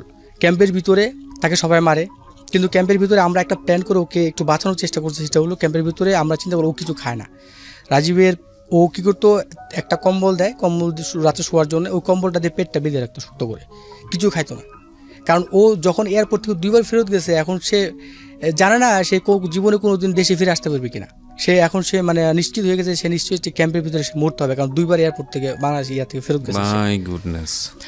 সে ফেরত গেছে, কেন ফেরত গেছে তার ডিটেলস পর আমি যখন তাকে সাথে করে নিয়ে আসছি, তখন আমি জানতে পারছি যে কেন আসছে। এবং যখন আমি আসবো তার আগে এই ক্যাম্পের ভিতরে আমাকে সবাই বলে দিচ্ছে, ভাই প্লিজ আপনি ঢাকায় থাকেন, আমাদের বিশ্বাস আছে যে আপনি তাকে সাথে করে নিয়ে যেতে পারবেন, ভাই প্লিজ দয়া করে এই ছেলেটাকে আপনার সাথে করে নিয়ে যান, এই ছেলেটা নাহলে মারা যাবে। আর ক্যাম্পের ভিতরে প্রত্যেকটা অফিসার তাকে চিনে, রাজীব তার নাম, যে এই রাজীব এইবার যদি সে যায়, যদি ফেরত আসে, তাহলে বাংলাদেশ থেকে ফেরত যেত কেন? সে ট্রাভেল পাস দিয়েছে, বাংলাদেশে আসছে পর তাকে জিজ্ঞাসা করো তোমার নাম রাজীব, বাড়ি কোথায়, কুমিল্লা, এতটুকু সে বলতে পারে। তারপর ওই এয়ারপোর্ট থেকে ওকে ফেরত দেয়। এই কারণে ওরা ভাবছে রোহিঙ্গা ইস্যুতে তারা এয়ারপোর্ট থেকে ফেরত দেয়, যেহেতু তার ঠিকানা সঠিকভাবে সে বলতে পারছে না এবং ট্রাভেল পাস ছিল, মানে ওর শারীরিক অবস্থা এতটাই খারাপ হয়ে গেছে, সে সবকিছু ভুলে গেছে। তারপর এখান থেকে ও গিয়েছিল কি অবৈধভাবে? না, ও প্রথম থেকে ওর ভিসা সবকিছু ছিল, কিন্তু পাগল হয়েছে ক্যাম্পের ভিতরে গিয়ে। বাট ওকে অ্যারেস্ট করা হয়েছিল কি কারণে? রিজনটা কি ছিল? সেটা কারণ আমি তো ক্যাম্পের ভিতরে যে ওর সাথে দেখা হয়েছে সেটা বলতে পারবো না, কারণ ও তো পাগল হয়ে গেছে। আচ্ছা, কারণ ক্যাম্পের ভিতরে গিয়ে আমি ওকে পাইছি, যদি আগে থেকে হতো তাহলে আমি বলতে পারতাম। কিন্তু এখন ওর ব্যাপারে যদি ডিটেলস জানতে চান তাহলে ওকে এই স্টেডিয়ামে ডাকলে ও বলবে। ওকে এখন সুস্থ? এখন আমি আশা পর্যন্ত সুস্থ, বাড়িতে ফোন দিচ্ছি। স্টোরিটা আমরা সামনের দিকে আগাই। প্রিয় শ্রোতা, এটা একটা, এবং দর্শক যারা ইউটিউবে দেখছেন, এটা একটা আপনাদের ওপিনিয়নের উপরে চাচ্ছি যে এই রাজীবকে আমি নিয়ে আসতে চাই আরেকটা ভিডিওতে, যে কি হয়েছিল রাজীবের সাথে বাংলাদেশ আসার পরে ফিরে যাওয়া। এবং আমি অবশ্যই যারা এই কাজটা করেছেন তাদেরকে দোষ দিব না, তবে আরও ফাইন্ড করা উচিত ছিল, যেহেতু রোহিঙ্গা ইস্যু একটা বড় ধরনের ক্রাইসিস এই মুহূর্তে গ্লোবালি। বাংলাদেশের ক্ষেত্রে তো অবশ্যই। তো এই জায়গাটা থেকে ওনাকে 2বার রিটার্ন দেওয়া হয়েছে, কারণ ওনার উপরে আমাদের যিনি আজকে গেস্ট তার কথা অনুযায়ী, ভাষ্য অনুযায়ী হচ্ছে যে এত বেশি অত্যাচার করা হয়েছে যে ওনার মস্তিষ্ক বিভ্রাট ঘটেছে, উনি বলতে পারেন না ওনার বাড়ি কোথায়, বাবার নাম কি, যে কারণে সন্দেহ করে 2বার বাংলাদেশ থেকে তাকে রিটার্ন পাঠানো হয়েছে।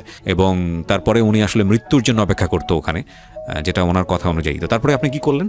তারপর ক্যাম্পে থেকে আমাকে বলে দিচ্ছে যে এইবার যদি সে ফেরত আসে তাহলে ওকে মেরে ফেলবে। অফিসাররা সব বলে দিচ্ছে যে যদি এইবার ও 3বার, আপনি আমাকেও ক্যাম্পের ভিতরে ক্যাপ্টেন বলে দিচ্ছে যে আমি আপনার হাতে দিলাম, আমার মনে হচ্ছে যে আপনি ওকে পারবেন নিয়ে যেতে, আপনার দায়িত্ব দিলাম, আপনি প্লিজ।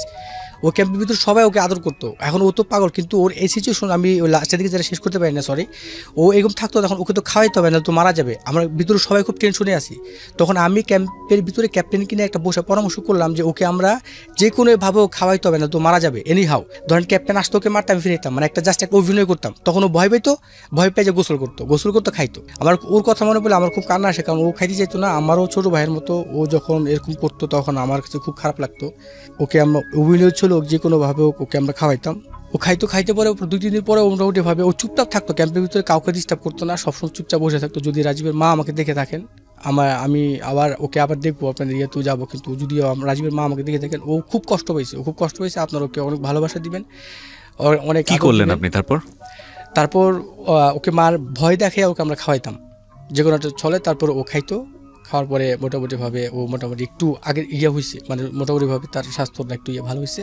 তখন আমার একটা কনফিডেন্স আসলো যে না, মানে এবার আমি ইনশাল্লাহ ওকে সাথে করে নিয়ে যেতে পারবো, ও সব বলতে পারবে। কিন্তু তারপর আমার একটা কনফিডেন্স, যদি এরপরে আবার আটকায় তারপর আমি বাকিটা সবকিছু করবো। তখন কি আপনি জিজ্ঞেস করে ওর কাছ থেকে কিছু বের করতে পেরেছিলেন? না, ওর কাছে ও শুধু ইংলিশে কথা বলতো, বাংলাতে বলতো আর ইংলিশে বলতো। অফিসাররা আসলে বলতো ওকে কেন মারতো, যদি আপনার কারণটা জিজ্ঞাসা করেন যে সবাইকে মারে না, ওকে কেন মারতো, কারণটা কি? তার কারণ প্রত্যেকদিন সকালে একদিনে 4বার মাস্টার হয় ক্যাম্পের ভিতরে, এটা ওদের গন্ত হয় আসামে কতজন ঠিক আছে কিনা, এর জন্য এটা জেলের আইন। মাস্টার দিবে, একজন আসবে, তখন বলবে মাস্টার, সবাই বসে, ওকে ডাকছে যে ইউ মারিসনি, তুমি এখানে আসো। ও বুঝতো না, বসে থাকো চুপচাপ, এই যা ওকে মার শুরু, সবাই মারতো। কারণ আর কেউ ফিরাবে, যদি কেউ ফিরেতে যায় তাকেও মারবে। লাস্ট পর্যন্ত যখন আমরা যেদিন আমার টিকিট হয়ে গেল, আমার সব কিছু হয়ে গেল, ও ট্রাভেল পাস আসছে, ওকে পাঠাবে, আমার সাথে বলে দিচ্ছে। যেদিন একদিন আগে আমাদেরকে সব হ্যান্ড ক্যাপ লাগায় ও আমাদেরকে পাঠিয়ে দিবে ক্যাম্পের আরেকটা রুম আছে, ওইখান থেকে প্রসেসিং মানে কাজ চলতেছে, আমাদেরকে পাঠাবে। তারপরে দিন সকালে ফ্লাইট আমাদের। তার আগে একটা অফিসার আসে, আইসা সবার কেউ যদি তার ক্যাম্পের ভিতরে টাকা দিয়ে থাকে টিকিটের সাথে, কেউ আবার একটু এক্সট্রা টাকা দেয়।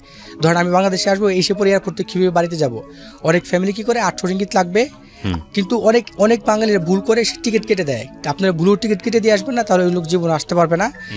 আপনারা ওই সিমুনি ক্যাম্পে যে 800 রিঙ্গিত জমা দিতে হবে। 800 রিঙ্গিত জমা দেওয়ার পরে ওরাও টিকিট করে সব কিছু করে দেন, ওরা বাংলাদেশে পাঠাবে। আর যদি কেউ এক্সট্রা টাকা দিতে চান, তাহলে ওই টাকাটা যাকে দিবেন সে পাবে। তারপরে সব কিছু চেক করে পরে যখন এখানে দিচ্ছে, তখন রাজীব জিজ্ঞাসা করতেছে, রাজীব ডাকতেছে, পরে ও কিছু বলে না, আবার আগের মতো করে নিচে দিকে মাথা নিচে বসে রয়েছে। তারপর অফিসার ওকে অনেক জোরে মারতে আসছে। তখন আমি ওকে বললাম, অফিসারকে, sir he have mental problem, কারণ ওকে যদি আমি না ধরতাম অনেক মারতো। ও তো মারে চুপচাপ, কিছু বলেও না, ভালো মতো কিছু বলবো যে আমার মার খাতে মানে এরকম, হ্যাঁ, মানে এটাই ওর হয়ে গেছে। আর এরপরে আমি বললাম, স্যার দেবের নাম রাজীব। আমি যখন বললাম রাজীব, ওইখানে ওই ক্যাম্পের বাকি ওই লোকটা, ওই অফিসারটা তো চিনে না, বাকি সবাই চিনে। সবাই বলছে পাগল, মানে সবাই বুঝে গেছে রাজীব, ও রাজীব কিতা চোরা, তাও আমরা সবাই জানি যে ও পাগল, ওকে মারিস না। তারপরে ওই অফিসারটা আমার কনফিডেন্স দেখে বুঝলো যে না, ও মনে পারবে। আমাকে ডেকে নিয়ে আলাদাভাবে ওই বড় অফিসারটা আমাকে বললো যে তুমি একে সাথে করে নিয়ে বাংলাদেশ পর্যন্ত ঢুকাই দিবা, এইবার যদি ও ফেরত আসে তাহলে আমরা কিন্তু ওকে মেরে ফেলবো। বাংলাদেশ এয়ারপোর্টে আসার পরে তখন অফিসার তাকে ছাড়তেছে না, ও ক্যাম্পে থেকে আমাদেরকে পরের দিন নিয়ে যাবে, আপনি এয়ারপোর্টে দিয়ে আসে। অফিসাররা আমাদের পাসপোর্ট যাদের আছে, পাসপোর্ট যাদের ট্রাভেল পাস, এগুলো সব এয়ারপোর্টের ভিতরে, আপনার KLI-2 এয়ারপোর্টের ভিতরে ঢুকাই দিয়ে সব কিছু হাতে দিয়ে তারপর দেন। এর একদম ইমিগ্রেশন ক্রস করে একদম আমাদের ছিল আপনার L16, ওইখানে দিয়ে তারপর ওরা চলে যায়। আপনার এই পাসপোর্ট নিয়েও একটা ঘটনা আছে, হ্যাঁ, এই পাসপোর্টের বিষয়টা আমি বলতেছি। আমার পাসপোর্টের ইয়েটা হয়েছে, পরে এখানে আসছি। এখন কি পাসপোর্টের বিষয়টাকে আমি এখন ক্লিয়ার করবো না রাজীবটা শেষ করবো? আপনি ধারাবাহিকভাবে যান। হ্যাঁ, তারপরে আসছি, পরে ওকে আমি আমার সাথে রাখতেছি এবং ওকে বলছি যে রাজীব ভাই, তোমার কাছে আমার অনেক অনুরোধ, তুমি যদি আমার ভাষা বুঝো বা নাই বুঝো, এবার তুমি দুষ্টুমি করো না ভাই, তোমাকে কিন্তু আমার দেশ নিয়ে যেতে হবে। আমি সবাইকে প্রমিস করে আসছি, তুমি দয়া করে আমার দিকে তাকে, তুমি আল্লাহর রাস্তায় তুমি এগুলো করো না প্লিজ ভাই, তুমি আমার কথাটা শোনো। আমি খুব আদর করছি, চকলেট কিনে দিছি। তারপরে ও জুতা ছিল না, এর ভিতরে জুতা ছিল না, আরও কিছু লোকের, কারণ ক্যাম্পের ভিতরে অনেকের জুতা থাকে না, ওই অফিসাররা 10 রিঙ্গিত করে জুতা সেল করতেছিল। তখন আমার কাছে 100 রিঙ্গিত ছিল, ওই যে আমার যে লোক গেছিল আমার ফ্রেন্ড, সে 100 রিঙ্গিত বেশি দিয়েছিল, ওই টাকা দিয়ে আমি সবাইকে জুতা কিনে দিয়েছিলাম। আসছি পরে ওকে আমি খুব আদর করতেছি, ওকে ইয়া করতেছি, ও মোটামুটি দেখছি যে ওর এখন যে কন্ডিশন, ও এখন মনে হয় যে আমি পার করতে পারবো ইনশাল্লাহ। পরে এয়ার এসেতে আমরা প্লেনে আমাদের উঠাই দিল, আমরা একদম আসছি, আসে বাংলাদেশে নামলাম। তখন বাংলাদেশের সময় রাত্রে 1টা-1:30 হবে, 1টা-1:30 এরকম, 1:30 হতো। নামছি পরে এবারে আমার যাদের পাসপোর্ট আছে এদের লাইন আলাদা, যাদের ট্রাভেল পাস এদের 13 নম্বর কাউন্টারে দাঁড়াতে হয় বাংলাদেশ এয়ারপোর্টে, শাহজালাল এয়ারপোর্টে। এর সিস্টেম আমরা অলরেডি দাঁড়াইছি, এখানে লেখা আছে যে এখানে আমরা দাঁড়াইছি। আর ও ট্রাভেল পাসে যারা তারা 13 নম্বর লাইনে, ও লাইনও চিনে না, আমাদের লাইনে দাঁড়ায় রয়েছে, কারণ ও তো পাগল। ওগুলা আমরা ওকে নিয়ে 13 নম্বর লাইনে দাঁড়া করে দিয়ে আমি আসলাম, তুমি এখানে দাঁড়াও। দাঁড়াইতে আবার গেছে সেম আবার আকের মতো, অফিসার জিজ্ঞাসা করছে, কিছু বলতে পারে না। এবার নিয়ে আবার ওকে 3 নম্বর কাউন্টারে পাঠাইছে যে তুমি এখানে কথা বল, আটকায় রাখছে। আমি কিন্তু দেখতেছি, কিন্তু আমি যেতে পারতেছি না, আমার সিরিয়াল আর একজনের পরে, যদি আমি এখন যাই পরে আবার আমি সিলের পিছনে পড়ে যাব, আমারটা আগে ক্লিয়ার করে দেন আমি যাই। পরে আমি পাসপোর্টটা দিলাম, পরে আমার পাসপোর্ট সব কিছু চেক করে করলাম, পরে আমার সিল মেরে দিল। মিল দেওয়ার পর নিয়ম হচ্ছে ওখান থেকে বেরোয় চলে যেতে হবে। আমি কিন্তু বেরোই নাই, কারণ আমার টার্গেট তো হচ্ছে রাজীবকে আমাকে বাঁচাতে হবে। রাজীবের তোর আমি বাইরে যাই না, অফিসার বলতে আপনি দিকে জানাই, বলছে না সরি স্যার আমার একটু ইমার্জেন্সি, আমি একটু ভিতরে যেতে হবে। তখন আমি আবার ভিতরের দিকে রাজীবকে ওর প্রশ্ন করতেছে ওরা, ওইখানে ভিতরে একজন ইমিগ্রেশনের সিনিয়র অফিসার আসছে, বলতেছে এটা পাগলকে আবার ফেরত দিয়ে দেয়, একটা কিছু আলোচনা হতেছে, দেখলাম অনেকক্ষণ যাবো। আমি গেলাম, আমি স্যারকে জিজ্ঞেস করে বলছিলাম যে স্যার ওর এই সিচুয়েশন, জেলের ভিতরে মারতে মারতে পাগল হয়ে গেছে স্যার, আপনার দয়া করে ওকে এইভাবে করেন। হ্যাঁ, বলছে যে ও রোহিঙ্গা হতে পারে। আমি বলছি স্যার কেন? ওকে বলতো একটু কালো ছিল আর ও দাড়ি মোজ বড় হয়ে গেছিলো, তো দেখতে ওরকমই মনে হয়েছিল, ওরা এই জন্য ওকে পাঠাই দিত। আমি বলছি যদি ও রোহিঙ্গা হয় আমি তার রেসপন্সিবিলিটি নিলাম, দায়িত্ব নিলাম। যদি ও যদি বাংলাদেশে ওর কোনো ঠিকানা না থাকে, তাহলে আমার ভোটার আইডি কার্ড আপনি রাখেন, আমার পাসপোর্ট নাম্বার রাখেন, আমার ড্রাইভিং লাইসেন্স নাম্বার রাখেন, আপনি আমার আইসি ব্লাড টেস্ট করে দেন, আমার পাসপোর্ট ব্লাড টেস্ট করে দেন, কিন্তু তার রেসপন্সিবিলিটি আমি নিচ্ছি, তার জামিন আমি, যে সে একজন বাংলাদেশি না, এই দায়িত্বে আপনি ওকে ছেড়ে দেন প্লিজ, নাহলে এবার যদি ও যায় ওকে মেরে ফেলবে। এই ক্যাম্পে থেকে স্পষ্ট বলে দিছে। তারপর অফিসে বুঝতে পারলো এই কারণে তো আগে 2বার ফিরে মানে কোনো একটা প্রবলেম হয়েছে ওর। তারপরে অফিসারটা আমার কনফিডেন্স দেখে বলে যে ওকে, ওই 3 নম্বর কাউন্টারে ওকে জিজ্ঞাসাবাদ করতেছে, ওই চ্যাপ্টারটা ক্লোজ করে দিল সে, কারণ সে তার পাওয়ার আছে। অফিসার বলছে কোনো কিছু দরকার নাই, তুমি আমার সাথে আসো। সাথে করে ওকে নিয়ে রাজীবকে নিয়ে কাউন্টারে একটা স্লিপ দিল, আউট পাশে যে স্লিপটা জাস্ট সিল মেরে দিয়ে দিল যে তোমরা চলে যাও। আমি আলহামদুলিল্লাহ শুকরিয়া করি, আমার সাথে আরও বাঙালিরা যারা ছিল ওরা ক্যাম্পে সবাই ওয়েট করতেছে রাজীবের জন্য। আমাকে বলতেছে যে ভাই আতিক ভাই আপনি ওকে ছাড়া নিয়ে আসেন, আপনি ছাড়া আর কেউ পারবে না ভাই। ওরা কিন্তু অলরেডি পাসপোর্ট চেক করে সবাই বাইরে ওয়েট করতেছে, ওই যে বাইরে গিয়ে আমার জন্য বলতেছে যে রাজীবকে নিয়ে আসেন ভাই। সবাই খুব কান্নাকাটি, খুব দোয়া করছে আল্লাহর কাছে যে ভাই আপনি প্লিজ ওকে নিয়ে আসেন, নাহলে কেউ ছাড়াইতে পারবে না। পরে সিলমারে পার হয়ে গেলাম, বের হয়ে যায় দেখা হচ্ছে ওর ভাই দাঁড়ায় রয়েছে। ওর ভাইও একজন, উনাকেও আপনার স্টেজে মাইনে নেন, উনি বাংলাদেশ বস্ত্র মন্ত্রণালয় কোথায় একটা ভালো ইয়াতে আছে, কারণ এরপরে বের হয়ে আমরা খুব শর্ট সময়ে তো আমি তাড়াতাড়ি যাওয়ার মতো সে বাসায় যাওয়ার জন্য প্রিপারেশন নিচ্ছে। এটা কি বাংলাদেশের ঘটনা?